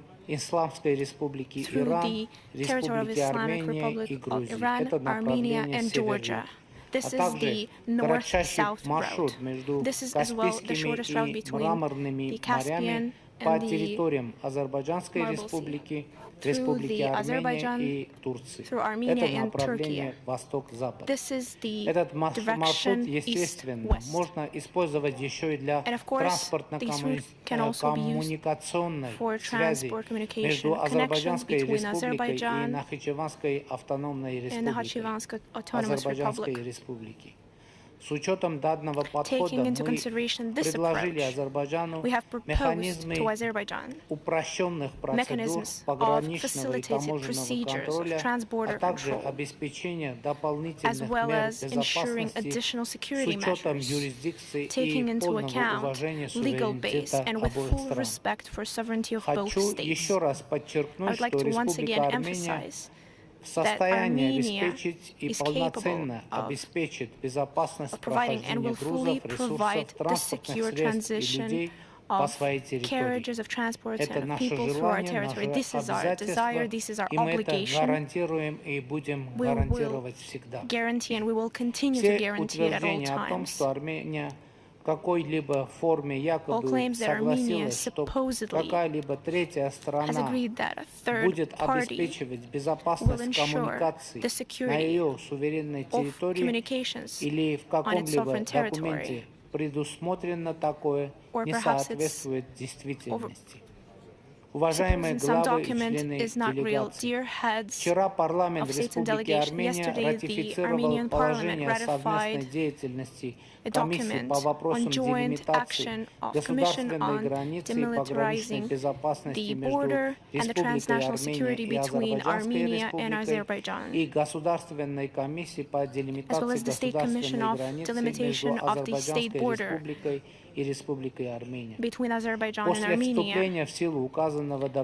After the aforementioned document comes into power in both countries, we can facilitate the process of demilitation between Azerbaijan and Armenia based on the principles of the Almaty Declaration of 1999. I would like to point out separately that the decisions of the Constitutional Court of Armenia on this document fully took off any concerns of the supposed presence in the Armenian constitution of territorial claims towards neighboring countries. We would like to state that these interpretations are baseless and illegitimate. Dear colleagues, both Armenia and Azerbaijan over the last months have repeatedly stated that the agreement project towards building majors and interstate relations between Armenia and Azerbaijan have been agreed upon almost at 80–90%. We've fully agreed on the phrasing of the mutual improvement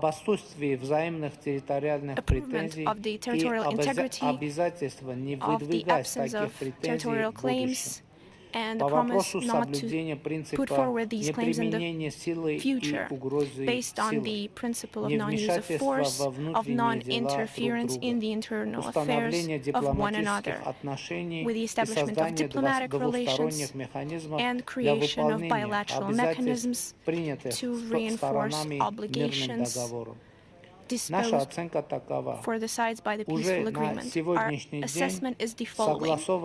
As of today, the project that has been agreed upon already formulates, addresses, and solves all the principal issues necessary to ensure a steady basis for peace and normalized relations between Armenia and Azerbaijan. And we propose to Azerbaijan to sign these agreements. Thank you for your attention. Большое спасибо, уважаемый господин премьер-министр. Thank you very much, Mr. Prime Minister. Только что вы сказали о проектах логистики. Это очень важное направление сотрудничества в регионе. И еще важнее, что вы положительно относитесь к тому, чтобы эти проекты осуществлялись и с Азербайджаном, и с другими странами региона, о чем мы постоянно в течение последних лет много говорим. И очень приятно отметить, что начался процесс демаркации, делимитации границы, а это верный путь действительно к мирному. And I believe this is a great path toward peaceful agreement. And this is the goal of our meeting today, to exchange our point of view with the President of Azerbaijan. So I believe this is very in line with our work today. Thank you very much for your address. I now give the floor to the President of Kyrgyzstan, Mr. Zhaparov. Mr. President, dear heads of state and governments, Your Highnesses, Your Excellencies, Ladies and gentlemen, first of all, I would like to congratulate the Russian Federation on the successful chairmanship in BRICS, to wish great success and effective work, as well as thank you for a warm welcome and the hospitality in Kazan. I'd like to express my gratitude to Mr. Putin for the kind invitation to take part in this important event. Current busy agenda at BRICS reflects the relevance for all of humanity. In this organization, we see a unique platform that promotes principles of sovereign equal rights, mutual respect, and trust, non-interference in internal affairs, and mutual economic development. We share goals and principles of BRICS activities on allowing possibilities for economic and social growth, development of entrepreneurship, promoting digital technologies, putting forward innovational and ecologically clean technologies, as well as solving climate challenges. I would like to add that this is fully in line with the Sustainable Development Goals integrated in the Kyrgyzstan's NDS until 2040. Dear friends, after the decades of globalization and integration processes, the modern world community is seeing the geopolitical and economical fragmentation. Has the world become more secure, stable, and prosperous? Of course, the question is a rhetorical one. We see today the domination not of the international law, but the right of might. Each year, we see the new lines being drawn, lines of separation.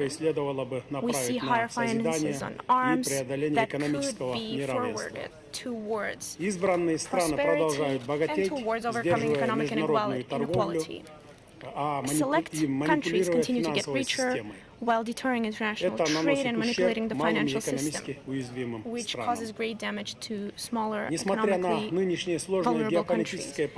Despite the current difficult geopolitical position in the world, Kyrgyzstan does everything in its power for sustainable development, has already achieved attainable progress in this area, especially thanks to mass reforms. The economy of our country over the last years is developing steadily, despite unfavorable external factors and difficulties on the world markets. Over the last 3 years, the economic growth has amounted to about 7%. Our experience is a testament that with the right viewpoint, with political will and good governance, even smaller countries with restricted resources could attain great economic results. We believe that cooperation in combating climate change is especially relevant, and it is especially present in the mountain ecosystems. Climate change, the destruction of ecosystems, and pollution disproportionately affect countries located in the mountains. At the initiative of Kyrgyzstan and with the wide support of mountain countries, we're releasing the 5 years of action for the development of mountain regions for 2023-2027, adopted by the UN General Assembly. Another one of our initiatives is ensuring a new global dialogue on climate change as an annual event within the UN framework on climate change and forming a discussional group for mountain partnerships. Allow me to take this chance to support the initiatives of Kyrgyzstan's side. Ladies and gentlemen, Kyrgyzstan pioneers for just non-discriminatory international world order, common access to the well-being of world economy and modern technologies. External trade should fully serve the sustainable development goals. I believe that working out alternative mechanisms of trans-border payments, new financial instruments, using new digital possibilities, the bettering of payment infrastructure will work towards the growth and effective trade in regional and global scale. Kyrgyzstan is interested in cooperating with the new development bank within financing infrastructural projects, as well as projects of sustainable development, both in BRICS states and in other developing countries, and we hope that its role will continue to grow in order to eradicate poverty, develop infrastructure, and raise our resistance to global challenges. We're ready to share with all those interested participants and partners within our BRICS Plus format. We're ready to share our best experience to develop digitalization's infrastructural projects in the shift towards a greener economy. Especially high appreciation should be given to the scientific educational cluster of BRICS. We see great perspective in developing culture and art cooperation within this format. We're ready to join the development of this important area and to cultural exchanges. In order to democratize international relations, I would like to share following thoughts. First, in order to ensure stable peace in the interest of future generations, we cannot allow the blockage or the division of states for our own and someone else. Second, we need to increase the effective nature of peace building at the UN to ensure human rights, to reinforce our fight against terrorism, extremism, and the drug circulation. Third, we support the reinforcement of system of multilateralism, which is the strong beating heart of the UN. We have to follow the principles and norms of international law with no exception, especially those enshrined in the UN Charter, as well as those aimed at destroying the imbalance between North and South. Fourth, as a bordering country, Kyrgyzstan considers it especially important to fully support Afghanistan and the Afghan people towards integrating the economy of this country in the regional and international economic processes. We cannot leave Afghanistan in international isolation without outside help. Fifth, we call upon the international community to support the development of countries of Africa, Asia, Latin America, and other smaller countries by ensuring economic development, food and energy security, and other events.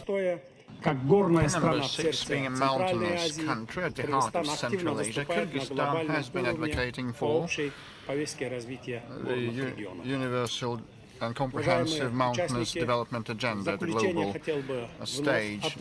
Ladies and gentlemen, in closing, I'd like to note that we highly appreciate the operation of BRICS Group, and we're ready to contribute to the best of our ability to resolve the above-mentioned and other key issues on the agenda of BRICS. We confirm our aspiration to pursue and consolidate versatile cooperation with all the participating countries. The Republic of Kyrgyzstan states that it is interest to work closely hand in hand with BRICS nations and is determined to jointly develop bonds of friendship for the benefit of our peoples. Thank you very much for your kind attention. Your Excellency, Mr. President, you have mentioned the right is might, or the fist right, as it's also called, well, applied by some nations in economic or political affairs, it causes the backlash, the backfire.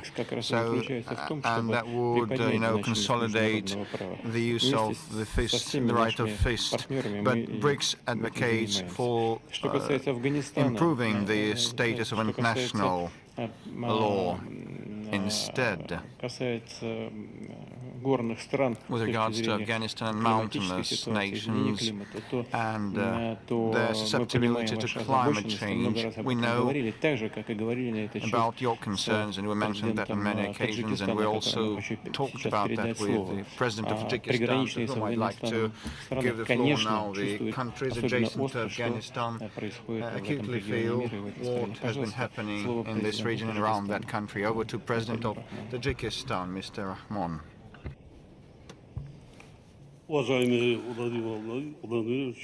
Excellency Vladimir Vladimirovich, Your Excellencies, heads of state and delegations, United Nations Secretary General, I would like to begin by expressing gratitude to the President of the Russian Federation, His Excellency Vladimir Vladimirovich Putin, for taking the initiative to hold our meeting. In light of the current international situation, I believe that the theme of our meeting today, building a better world together, is particularly relevant. It seems clear that the goal it set forth can be achieved only by strengthening equal government-to-government cooperation and by encouraging other countries to work together to build a more fair world order. At the same time, we should take the necessary measures in line with our commitment to the universally recognized norms and principles of international law. In light of the pressing global challenges, there is a need to consolidate our efforts to ensure enduring peace, overall security, genuine stability and sustainable development. Accordingly, during the recent session of the United Nations General Assembly, I proposed the international community to adopt a special resolution entitled "A Decade of Strengthening Peace for Future Generations." We earnestly seek and count on your support of this initiative. Today we are witnessing contradictory geopolitical processes. Along with this, we observe the rise of threats posed by international terrorism, extremism, radicalism, cybercrime, trafficking in narcotics and weapon smuggling, along with different forms of cross-border organized crime. These challenges can effectively be addressed only if we have clear and coherent strategy. Tajikistan has consistently advocated for enhanced collaboration with all international partners in addressing these threats and challenges. To achieve these objectives, our country is actively engaged in promoting multilateral cooperation on counter-terrorism and its financing within the framework of the Dushanbe process. Dear colleagues, Tajikistan is monitoring with deep concern the developments in the Middle East and the escalation of the Palestinian-Israeli conflict, which has regrettably resulted in significant casualties among civilians. We urge all parties involved to exercise restraint and to take immediate actions aimed at restoring stability and security in this region. We, in this context, emphasize the necessity of implementing the resolution of the United Nations Security Council on the establishment of an independent and sovereign state of Palestine within the borders of 1967. We firmly believe that any disputes, conflicts and disagreements can be resolved through the political and diplomatic means.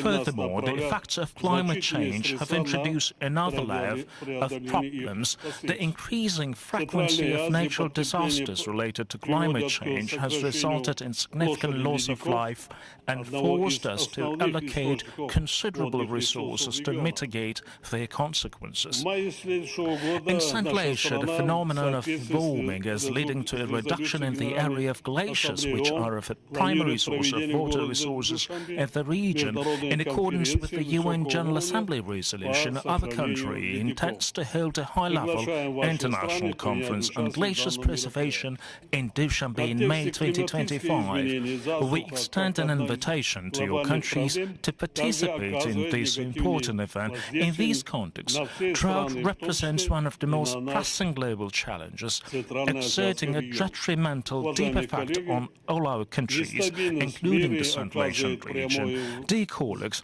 instability in the global environment exerts a direct influence on the socio-economic growth of developing countries. We are often facing increasing disruptions in production and supply chains, as well as food shortage.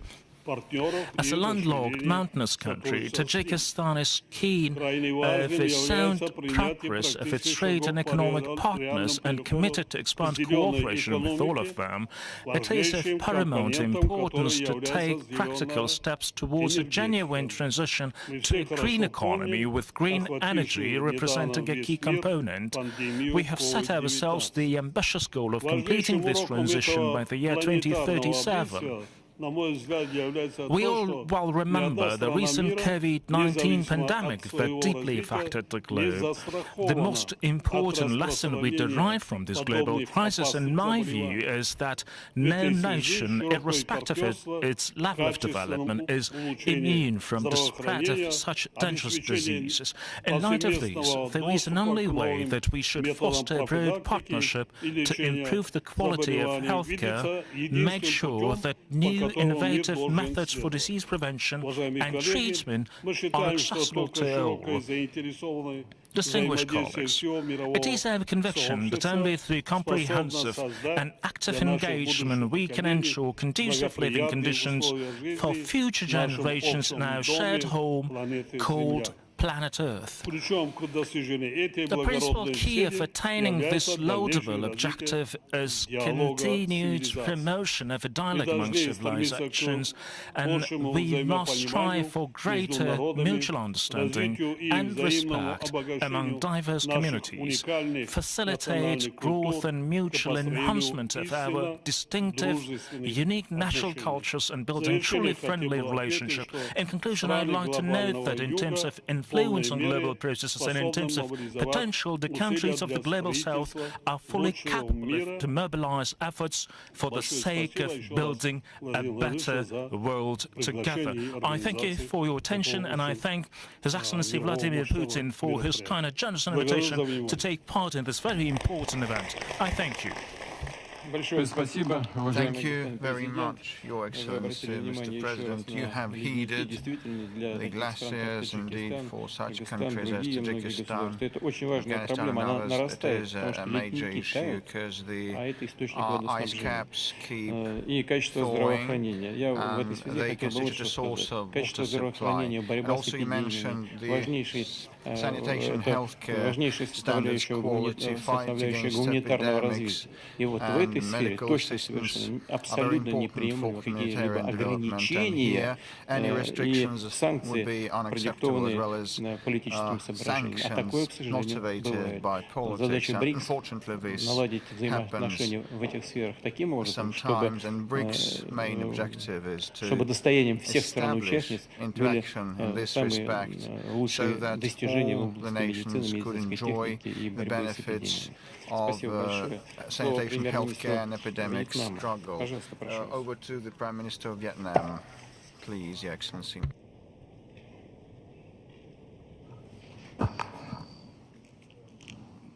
Your Excellency President Vladimir Putin, Excellency leaders, distinguished delegates, I would like to sincerely thank President Putin for inviting Vietnam to participate in the BRICS outreach, and thank you for your cordial welcome for us in Kazán.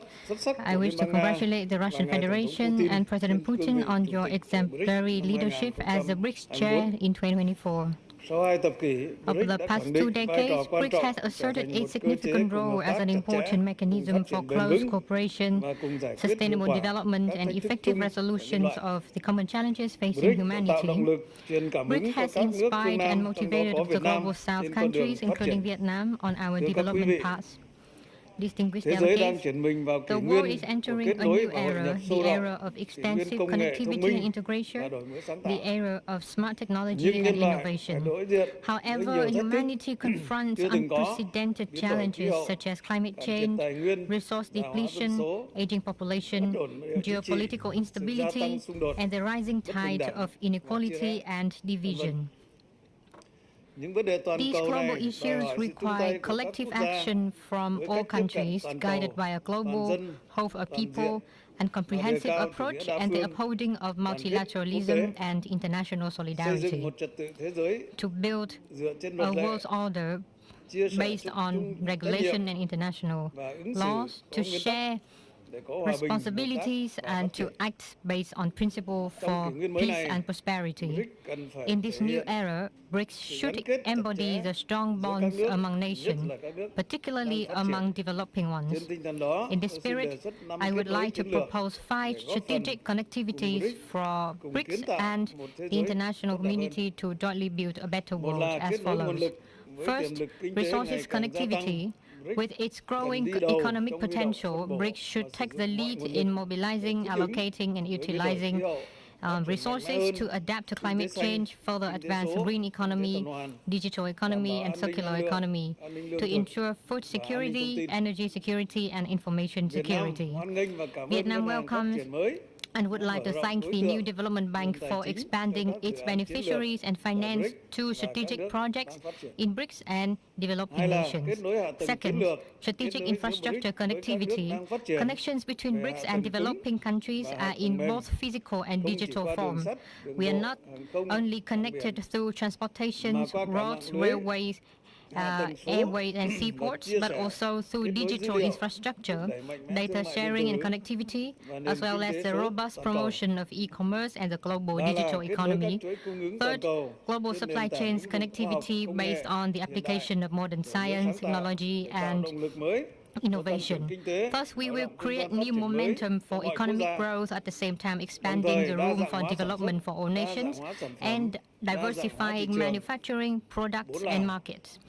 Fourth, people-to-people connectivity. Cooperation in culture, education, training, tourism, and people-to-people exchange between BRICS and other nations should be further strengthened to foster a cultural space of unity in diversity, where different values are respected, similarities are multiplied, and the beauty of friendship and cooperation is cultivated and nurtured. As the great Russian writer Dostoevsky noted, beauty will save the world. Fifth, connectivity in reforming global governance mechanisms toward connectedness, sharing, digitalization, balance, fairness, effectiveness, inclusiveness, and comprehensiveness to develop rapidly and sustainably. We should be more proactive and effectively engaged in shaping global rules and standards, particularly in emerging areas such as governance, artificial intelligence, cloud computing, and the Internet of Things, among others. BRICS should take stronger actions in the fight against the trend of protectionism and the politicization of relations in economy, science, technology, and innovation. Excellencies, leaders, distinguished delegates, connectivity and integration to build a better world together is the consistent policy of Vietnam, which is accompanied by three major viewpoints. Number one, placing people at the center, at the subjects, the goals, motivation, and the most important resource for development, and not sacrificing social progress, social security, and environmental protection for mere economic growth. Number two, being determined to the foreign policy of independence, self-reliance, multilateralization, and diversification of external relations, being a good friend, a reliable partner, an active and responsible member of the international community for peace, cooperation, and development in the region and the world. And number three, adopting a four-nose defense policy, no military alliance, no allying with one country to act against another country, no use of Vietnamese territory by a foreign country to act against another country, and no use or threat of force in international relations.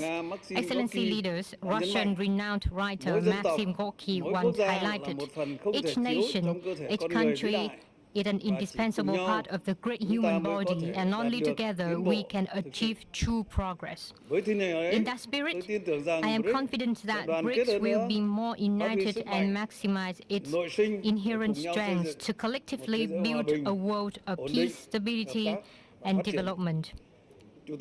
Our President Ho Chi Minh, the world's cultural figure and Vietnam's national hero, asserted, unity, unity, great unity. Success, success, great success. Vietnam stands ready to work with BRICS and the international community to realize the idea of building a better world together. Once again, I would like to congratulate President Putin for the success of this BRICS summit in Kazán. Thank you very much. Thank you very much. Вы затронули много важных и интересных тем, но я бы обратил внимание на одну из них. Вы сказали об общих ценностях стран БРИКС.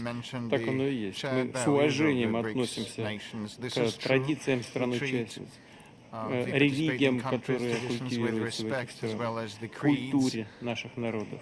И именно это лежит в основе нашего успеха. Благодарю вас за ваше выступление. И с удовольствием передаю слово президенту Туркменистана Садору Гурбангулиевичу Бердымухамедову. Пожалуйста, прошу. Спасибо большое. Уважаемые главы государств, дамы и господа, прежде всего хотел бы поблагодарить президента Российской Федерации, уважаемого Владимира Владимировича Путина за гостеприимство и радушный прием. Туркменистан впервые участвует в саммите BRICS Plus Outreach. Благодарим за приглашение на столь представительное мероприятие. Видим в этом уважительное отношение к Туркменистану. Как известно, Туркменистан принимает активное участие в усилиях международного сообщества, направленных на достижение и утверждение в мире принципов сотрудничества, взаимного уважения и учета интересов. Наша страна использует свой нейтральный статус для продвижения миротворческой повестки, обеспечения глобальной и региональной безопасности, утверждения межгосударственных отношений, культуры равноправного диалога, доверия и предсказуемости. Важной составной частью внешнеполитического курса Туркменистана является применение модели нейтралитета, инструментов превентивной дипломатии для предупреждения конфликтных ситуаций, искоренения причин и порождающих. Убеждены в том, что в нынешних условиях базовые принципы нейтралитета являются объективно Principles of neutrality are objectively in demand, and with the support of the international community, can bring real benefits in ensuring global security. As a responsible state, in this regard, our country has put forward штаб-квартира которого расположена в городе Ашхабаде. Также убеждены в том, что в нынешних условиях базовые принципы нейтралитета являются объективно востребованными и при поддержке мирового сообщества способны принести реальную пользу в деле обеспечения региональной и глобальной безопасности. Как ответственное государство, Туркменистан предлагает ряд мер, направленных на нормализацию and improving the international situation and transitioning to constructive parameters of interaction. In this regard, our country has put forward several significant proposals at the UN, such as the development of a global security strategy, the initiative to grant neutral countries the status of priority UN partners in its peacekeeping efforts, as well as a number of proposals in the context of creating and strengthening regional security and stability.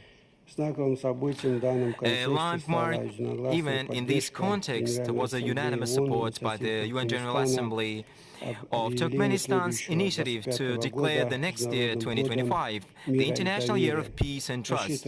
We expect that all states will actively participate in implementing the provisions of corresponding General Assembly resolution.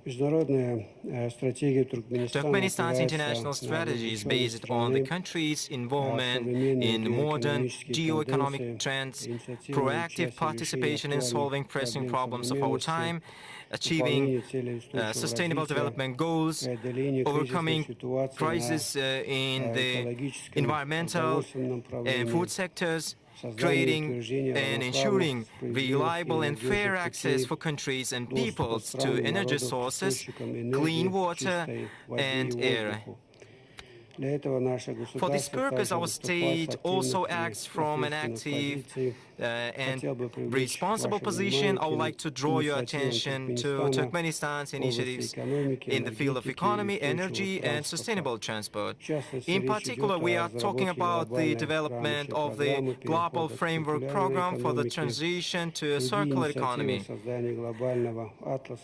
Other initiatives include the creation of a global atlas of sustainable transport connectivity activity in the Alliance for Global Energy Security and Sustainable Development. In general, speaking about the current global geoeconomic trends, Turkmenistan highlights one of their defining problems, the increasing importance of developing countries.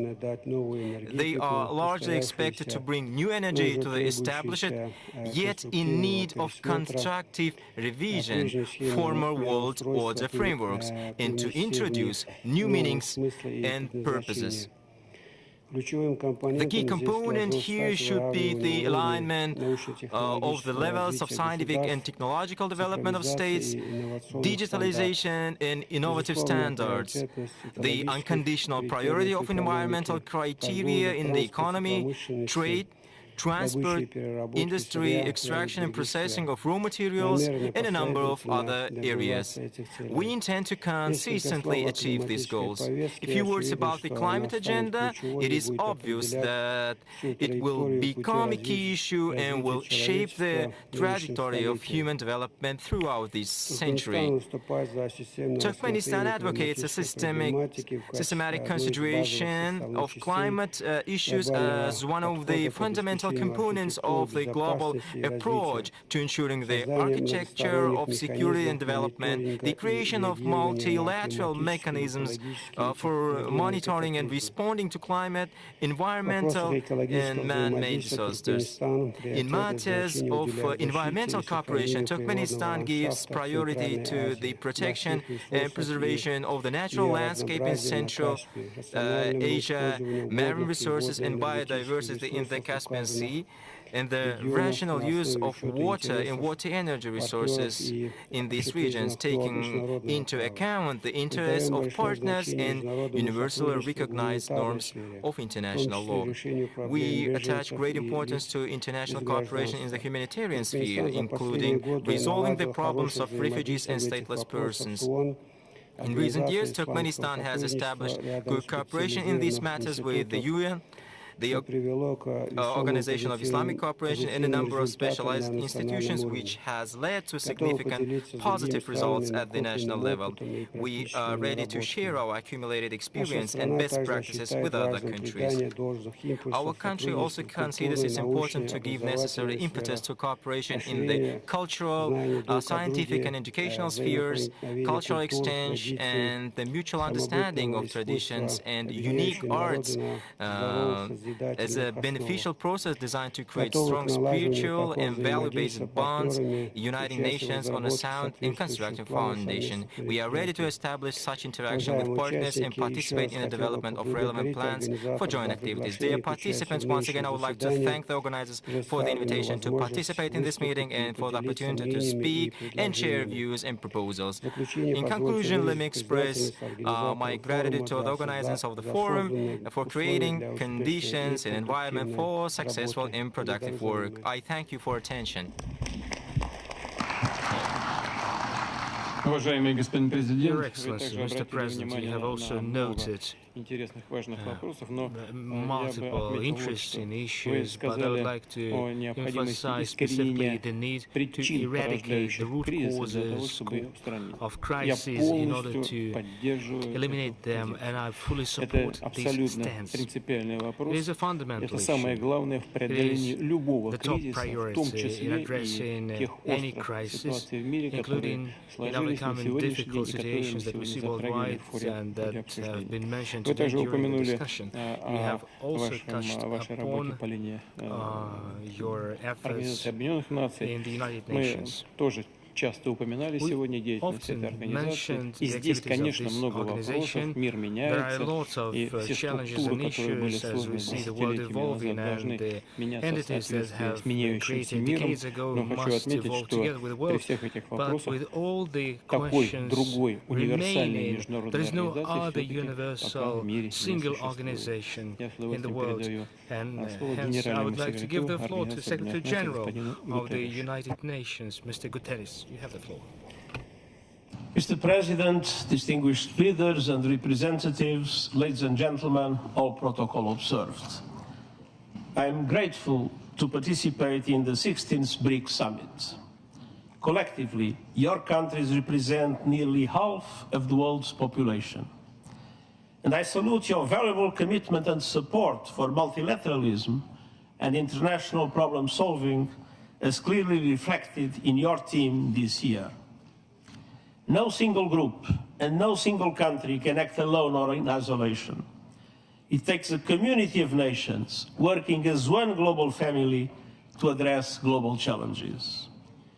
Challenges like the rising number of conflicts, the devastation of climate change, pollution and biodiversity loss, rising inequalities and lingering poverty and hunger, a debt crisis that threatens smoother plans for the future of many vulnerable countries, the fact that fewer than 1/5 of the Sustainable Development Goals are on track, a growing digital divide, and the lack of guardrails for artificial intelligence and other frontier technologies, and the lack of representation of voice for developing countries at global decision-making tables, from the Security Council to the Bretton Woods system and beyond.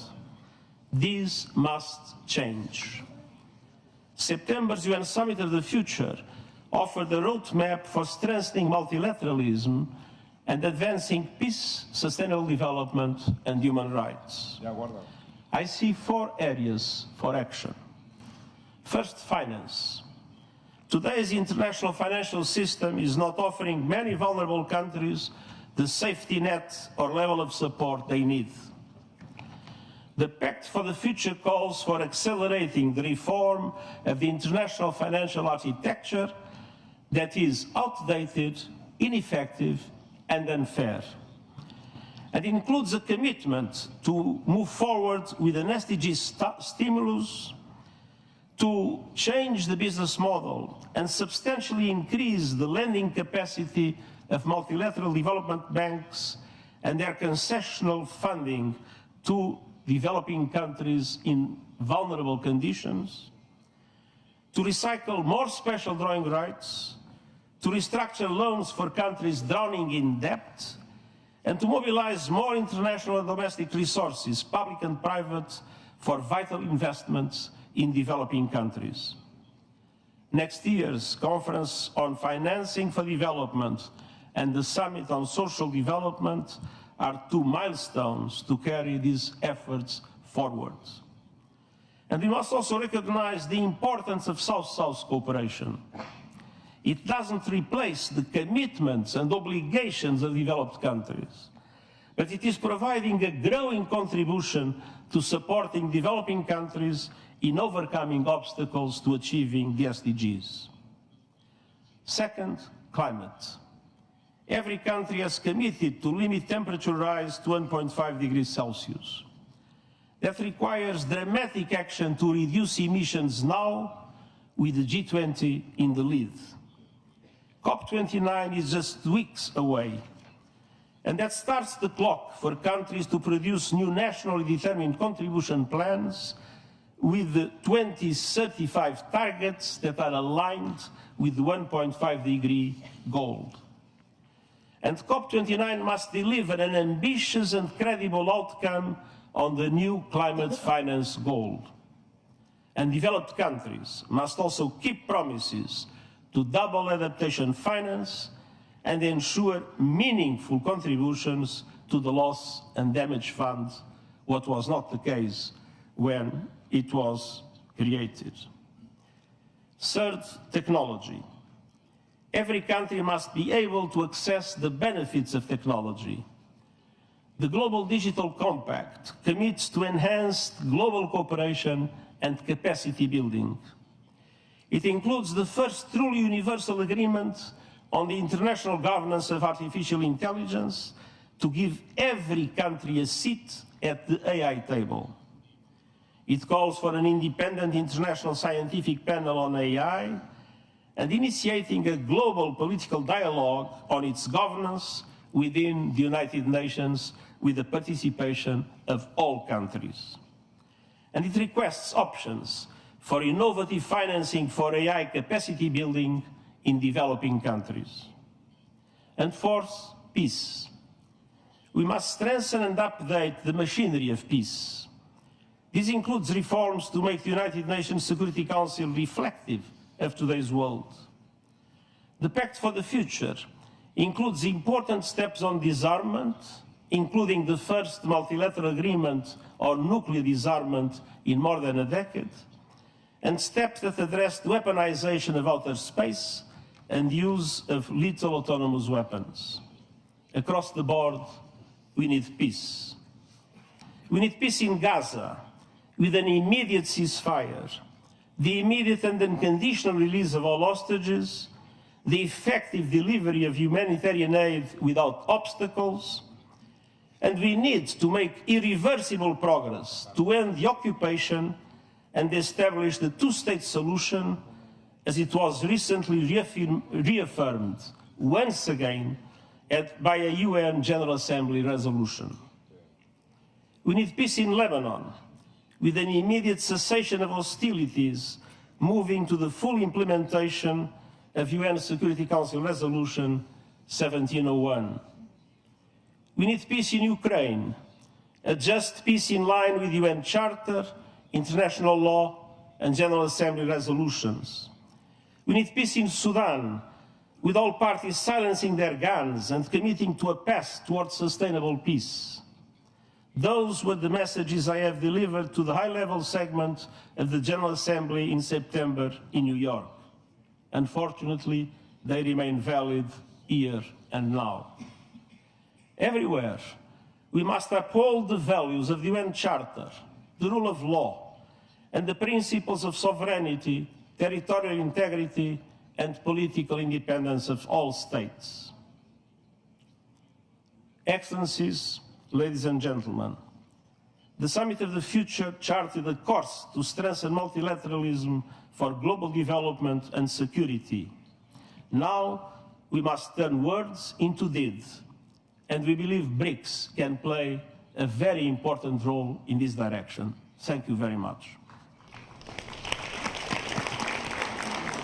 Уважаемый господин генеральный секретарь сказал о том, что мы должны все жить как одна большая семья. Уважаемый господин генеральный секретарь, мы так и живем. Вот в семьях, к сожалению, часто случаются размолвки, скандалы, дележ имущества. Дело иногда доходит и до драки. Цель БРИКС заключается в том, чтобы создать необходимые механизмы взаимодействия и создать благоприятную атмосферу в общем доме. Мы этим занимаемся и будем это делать в том числе в тесной координации с организацией. Спасибо большое. Уважаемые коллеги, друзья, у нас сейчас небольшой перерыв, и мы сразу же продолжим работу в формате рабочего завтрака. Благодарю вас.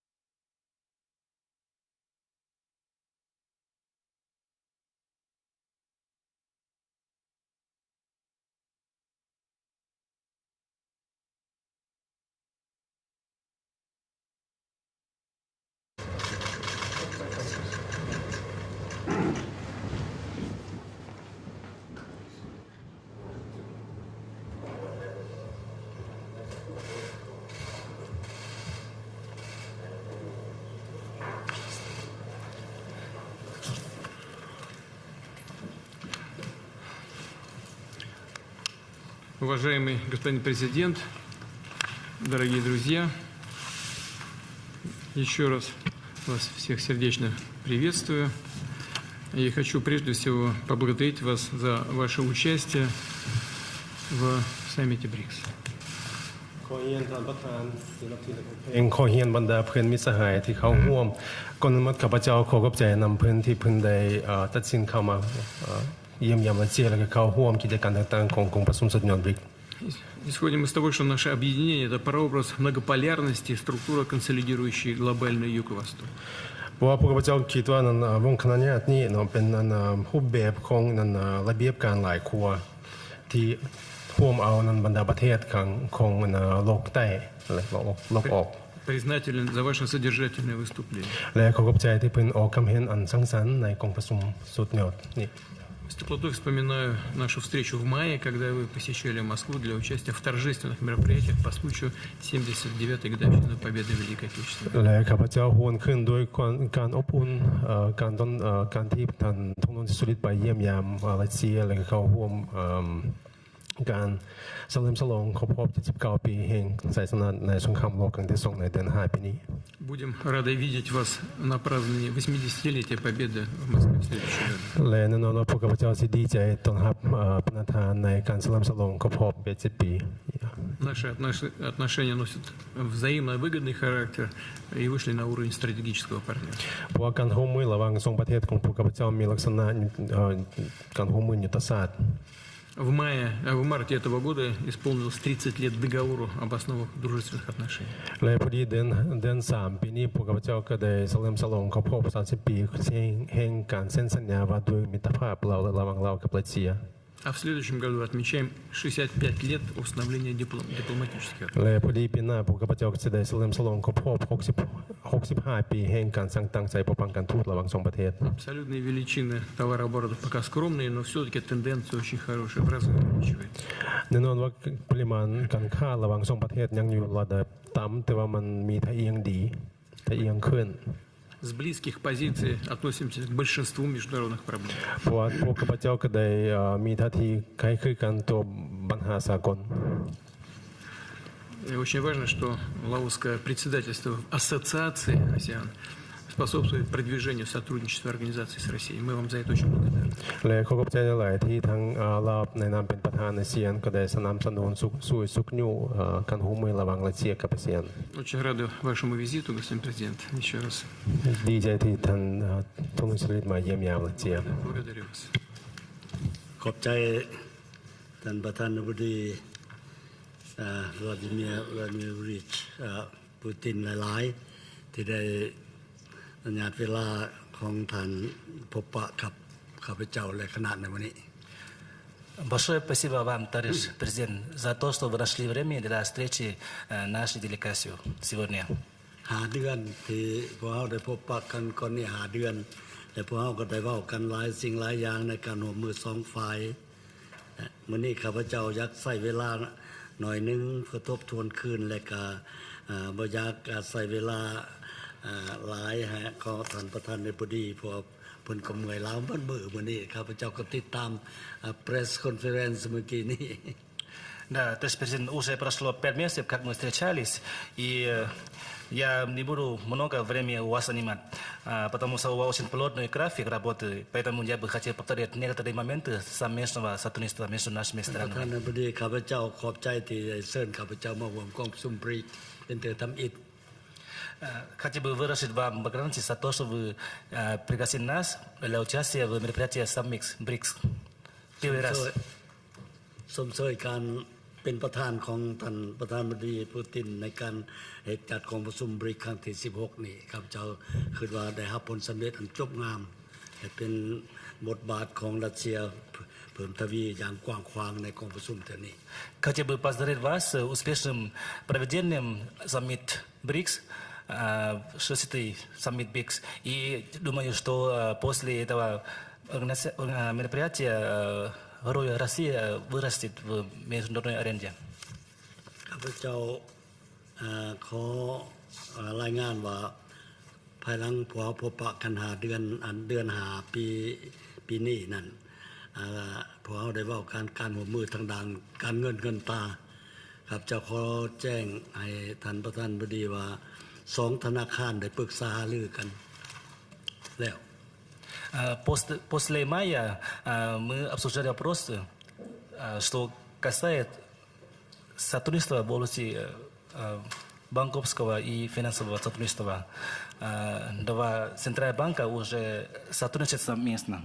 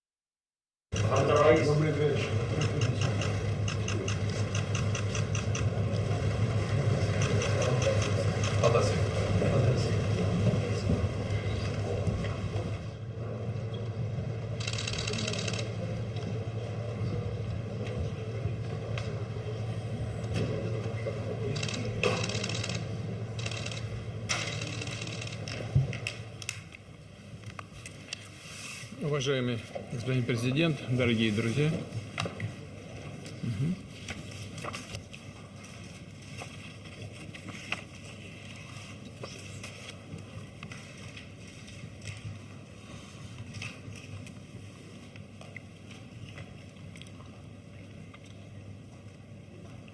Уважаемый господин президент, дорогие друзья, в ходе вашего визита в Москву в августе мы провели обстоятельные переговоры, обменялись мнениями по ситуации на Ближнем Востоке, рассмотрели ключевые аспекты российско-палестинского сотрудничества и тогда же договорились о том, что вы приедете на саммит БРИКС в Казань, чтобы продолжить наш диалог. С момента нашей предыдущей встречи обстановка в регионе, к сожалению, не улучшилась, а наоборот деградирует.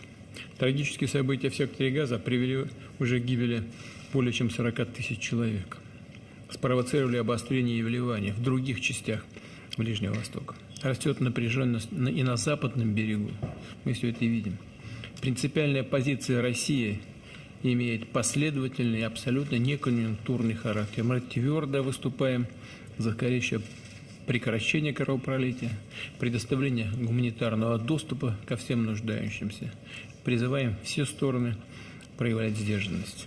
Добиться прочного мира в регионе можно лишь путем политико-дипломатического урегулирования на известных международно-правовых основаниях, на известной международно-правовой базе, предусматривающей создание независимого суверенного палестинского государства, которое сосуществовало бы в мире и безопасности с Израилем. Россия традиционно уделяет проблематике ближневосточного урегулирования особое внимание. В том числе мы работали над этим и в рамках нашего председательства в БРИКС. Страны-участницы, как вы заметили, на встрече и в ходе двухсторонних контактов придерживаются схожих подходов. Это подтвердил как внеочередной саммит БРИКС по палестинско-израильскому конфликту, так и состоявшаяся здесь, в Казани, дискуссия.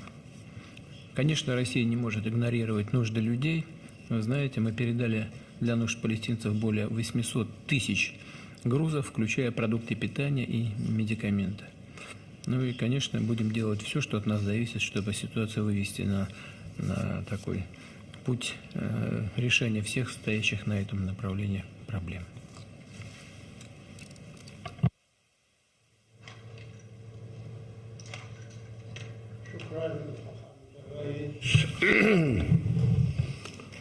لاستقبالنا اليوم وهذا يوم بالنسبة لنا مهم جدا أن نحضر فعاليات بريكس برعايتكم وبرئاستكم. وكنا كما تفضلتم التقينا في شهر أغسطس الماضي وتحدثنا طويلا عن العلاقات الروسية الفلسطينية، ونحن ممتنون لروسيا الاتحادية على مواقفها الثابتة والدائمة بالنسبة للقضية الفلسطينية ودعم الشعب الفلسطيني. هذا الموقف الثابت منذ زمن طويل، وهذا نحن وشعبنا نقدر ذلك تقديرا عاليا. كذلك فخامة الرئيس، نحن سعداء جدا بخطابكم اليوم، كان خطابا مميزا ومهما جدا، وأفسحتم المجال بشكل واسع للقضية الفلسطينية التي تهمكم وتعملون من أجلها في كل الأوقات. ولذلك نحن في هذه الجلسة نقول شكرا لفخامة الرئيس على هذا الخطاب. كذلك يعني ما جرى في بريكس ودعوتكم لنا، نحن سعداء جدا ونأمل أننا في المستقبل بدعمكم ومساعدتكم نقبل في عضوية البريكس بالطريقة التي ترونها مناسبة، عضو شريك أو مشارك أو كما تريدون. نحن سعداء جدا أن نكون إلى جانبكم في هذا المؤتمر. سيد الرئيس، ذكرتم ما يجري في الأرض الفلسطينية. فعلا ما يجري صعب جدا ومؤلم جدا للغاية. فعلا أكثر من 40,000 شهيد حتى الآن في غزة، 100,000 جريح موجودون أيضا في غزة، وهناك 10,000 مفقودين، إضافة إلى 70% من مؤسسات البلد والأبنية والبنية التحتية كلها قد دمرت تدميرا كاملا. ماذا نريد نحن؟ نريد فقط وقف القتال فورا، وهذا ما دعوتم له وما ندعو له، ونأمل أن نصل إليه، أي أن يتوقف القتال، ثم أن تبدأ المساعدات الإنسانية بالتدفق إلى أهلنا، لأنهم في أمس الحاجة إلى كل شيء من الماء إلى الأكل إلى الشرب إلى اللباس إلى غير ذلك. هم بحاجة إلى كل هذا. وبعد ذلك طبعا هناك أمر مهم نحن تحدثنا فيه، حول أن الفلسطينيين لن يرحلوا من الضفة من غزة كما لن يرحلوا من الضفة الغربية، وهذا هو الهدف الأساس الذي يسعى إليه نتنياهو، هو ترحيل أهل الضفة وأهل غزة من بلادهم. لكن للحقيقة الناس ثابتة في بيوتها. وأيضا نذكر أن مصر من جهة غزة والأردن من جهة الضفة الغربية يرفضون هذا رفضا قاطعا. نحن بعد ذلك بطبيعة الحال نريد حلا سياسيا. غزة جزء لا يتجزأ من الدولة الفلسطينية، ولذلك مجرد أن ينتهي هذا الاحتلال يجب أن تعود السلطة الفلسطينية والدولة الفلسطينية إلى قطاع غزة كما كانت قبل 2007. 2007 حصل انقلاب حماس تعرفون، لكن هذا ما حصل، ونريد نحن أن تعود السلطة الفلسطينية. شيء آخر، أنتم سيادة الرئيس تفضلتم ودعوتم إلى حوار فلسطيني، وهذا شيء جيد جدا. نحن نريد الوحدة الوطنية ونسعى إليها على أساس واحد، وهو الشرعية الدولية، أن الكل يحترم الشرعية الدولية، وبالتالي نحن نعمل معهم على هذا الأساس. فنحن نشكركم على دعوتكم وعلى جهودكم للعمل من أجل الوحدة الوطنية. هناك سيد الرئيس بعض الدعوات من أمريكا وبعض الدول العربية. هذه الدعوات بصراحة يعني فيها أشياء لا نقبلها، لأنها فيها تدخل في شؤوننا الداخلية. وعندما أقول تدخل في شؤون الداخلية يعني يقولون نريد هذا الشخص الفلسطيني رئيسا للوزراء وهذا وزيرا للخارجية. هذا غير مسموح به ولا أحد يقبل به. ولذلك نحن ما قدم لنا مؤخرا من مشاريع فيها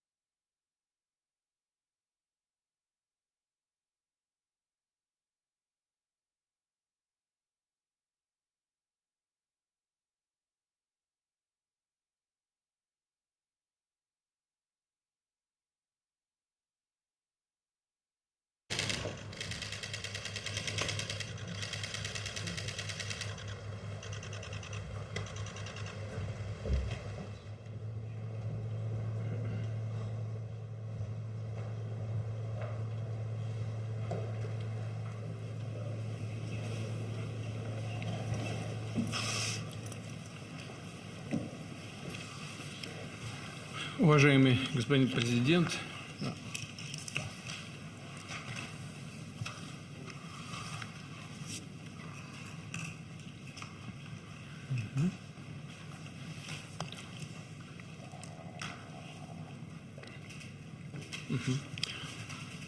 уважаемый господин президент, я очень рад нашей встрече, и мы высоко ценим ваше решение лично приехать в Казань в качестве не только главы государства, но и председателя Африканского союза и принять участие в мероприятиях саммита БРИКС. Наращивание сотрудничества с динамично развивающимися странами африканского континента является одним из наиболее важных направлений работы БРИКС в формате outreach. Представители Мавритании активно работали на мероприятиях объединения, которые были организованы российским председательством в этом году. У России сложились тесные и конструктивные отношения с Афросоюзом. Мы высоко ценим практическую деятельность этой организации в политической, экономической сферах, а также в области обеспечения безопасности на африканском континенте. И приветствуем вхождение Африканского союза в состав группы 20 в качестве полноправного члена. Со своей стороны оказываем этому процессу полную поддержку. Год от года растет товарооборот России с Африкой. В 2023 году он прибавил более 30%. В этом году динамика тоже положительная. В январе-июле по сравнению с аналогичным периодом прошлого года торговля увеличилась еще на четверть, до 25%. Состоявшиеся при непосредственном и инициативном участии Афросоюза два саммита Россия и Африка в Сочи в 2019 году и в 2023 году в Петербурге придали дополнительный позитивный импульс развитию отношений России со странами континента. И в настоящее время идет активная совместная работа над практической реализацией принятых по их итогам важных документов. Что касается наших отношений в двустороннем порядке, российско-мавританских отношений, то прочные связи между нашими странами сформировались еще в середине прошлого века и продолжают развиваться на принципах дружбы, взаимного уважения и учета национальных интересов. В этом году отмечаем 60-летие установления дипломатических отношений.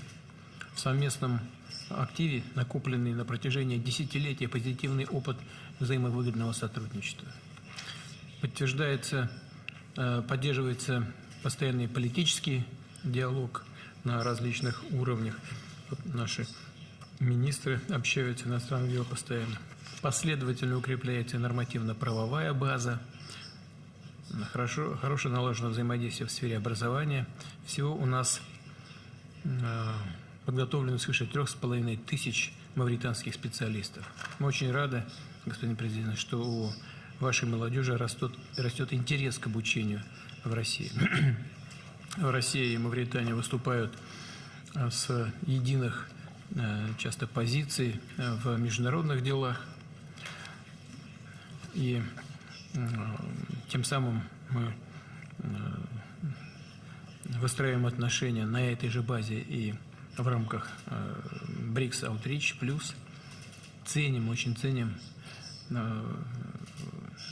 господин президент, поддержку с вашей стороны российских инициатив в Организации Объединенных Наций на других многосторонних форумах и площадках.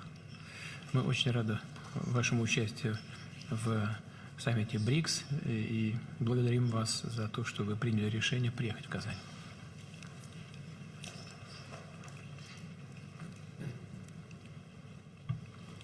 شكرا فخامة الرئيس. سيد الرئيس، أولا اسمحوا لي أن أتقدم لكم بجزيل الشكر والامتنان على الدعوة الكريمة التي وجهتموها لي لحضور هذه القمة، وعلى حفاوة الاستقبال وكرم الضيافة التي حظيت بها والوفد المرافق لي منذ وصلنا مدينة كازان الجميل. وبهذه المناسبة أهنئكم فخامة الرئيس على النجاح الباهر للدورة السادسة عشرة لمؤتمر بريكس وبريكس بلس، وكذلك أن أشكركم على فرصة تبادل الآراء التي أتاح لنا هذا اللقاء اليوم. لم أتردد سيادة الرئيس في تلبية دعوتكم الكريمة، طبعا لأهمية هذه القمة، لكن أيضا لحرصي شخصيا على لقائكم بشكل مباشر من أجل الحديث حول العلاقات الثنائية بين بلدينا وعلاقات القارة الإفريقية مع روسيا الاتحادية. نحن في موريتانيا نعتبر أن علاقاتنا مع جمهورية روسيا الاتحادية علاقات تاريخية واستراتيجية بالنسبة لنا، ولن ندخر أي جهد لتعزيزها وتطويرها. وأحيي بهذه المناسبة عمق ومتانة روابط الصداقة التاريخية التي تجمع بلدينا وتشكل أساس تعاوننا المثمر والبناء، والذي يمتد كما أشرتم فخامتكم قبل قليل على مدى 60 سنة. وإنني لا أقدر عاليا دعمكم المستمر لتنمية بلدنا، والذي تجسد في أوائل استقلاله في تكوين آلاف الأطر في جامعات ومعاهد الاتحاد الروسي في تخصصات متنوعة مثل الطب ومثل الهندسة وغيرهما. وتستمر علاقات التعاون هذه اليوم في مجالات ذات أولوية قصوى كصيد الأسماك والتعليم العالي والتكوين والتجارة. ونحن نقدر عاليا روح الثقة والاحترام المتبادل ومراعاة المصلحة المشتركة التي يرتكز عليها هذا التعاون. وأجدد لكم التزامي الشخصي بالعمل معكم سويا على تعزيز وتعميق تعاوننا الثنائي. وسنكون سعداء للغاية إذا ما رأينا المستثمرين الروس أكثر حضورا في موريتانيا، خاصة في مجال الصناعات التحويلية لمواردنا السمكية، وفي القطاع الزراعي، وفي قطاع الطاقة، وفي قطاع المعادن والصحة، للاستفادة مما تتيحه مدونة الاستثمار لدينا من تحفيزات. وفي هذا الإطار كذلك فإن تفعيل اللجنة العليا المشتركة للتعاون بين البلدين أصبح ضرورة ملحة لتحديد مجالات التعاون والأولويات التي تخدم المصالح المشتركة لبلدينا. ولا يسعني هنا إلا أن أعرب لكم عن مدى تقديرنا للجهود التي تبذلون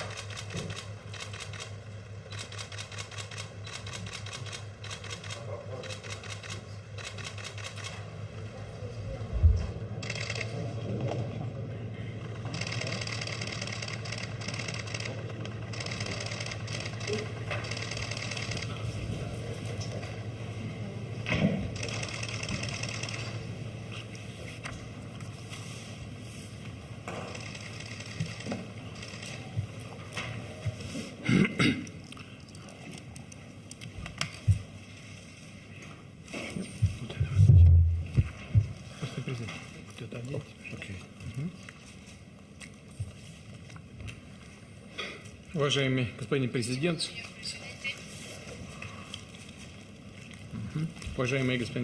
очень рад вас видеть вновь в России. Ваш визит в Санкт-Петербург в июне был продуктивным. Мы провели предметные переговоры, вместе приняли участие в пленарной сессии Петербургского международного экономического форума. Российско-боливийское сотрудничество основано на добрых традициях дружбы и взаимного уважения. Двусторонние связи последовательно развиваются в разных сферах, включая политическую, экономическую сферу, торговлю, образование и культуру. У наших стран созвучные позиции по базовым принципам мироустройства, и мы вместе работаем в Организации Объединенных Наций. Оценим, что вы откликнулись на наше приглашение и приехали сюда, в Казань, на саммит БРИКС. Надеюсь, вы не разочарованы. На состоявшейся сегодня расширенной сессии в формате Outreach BRICS Plus весомо прозвучал голос Латинской Америки, которая представлена главами целого ряда государств региона, разделяющими основополагающие цели и принципы объединения. Мы с интересом выслушали ваши оценки текущей геополитической обстановки, которые вы дали в ходе вашего выступления. Считаю, что саммит прошел успешно. Видим, что БРИКС все больше воспринимается странами мирового большинства как действительно авторитетное, нужное международное объединение. И в ходе сегодняшней встречи мы можем обсудить наиболее актуальные темы двустороннего сотрудничества, вопросы многосторонней повестки. Мы очень рады вас видеть, господин президент. Еще раз добро пожаловать. Muchas gracias, presidente Putin, por recibirnos. Contentos siempre de participar en estas reuniones de BRICS y tener esta oportunidad de tener un diálogo directo con usted sobre varios temas. Una principal duda que salió hoy día en función de las noticias que salieron en prensa es si esta calidad de socio de BRICS es una condición para entrar a formar parte como miembro pleno del grupo BRICS. ¿Cómo lo están considerando ese tema? Y si esa modalidad es la que ha definido BRICS como camino hacia la conformación de miembro pleno. Es la primera pregunta que tendríamos en función de toda la información que ha estado dando vueltas en los medios de comunicación.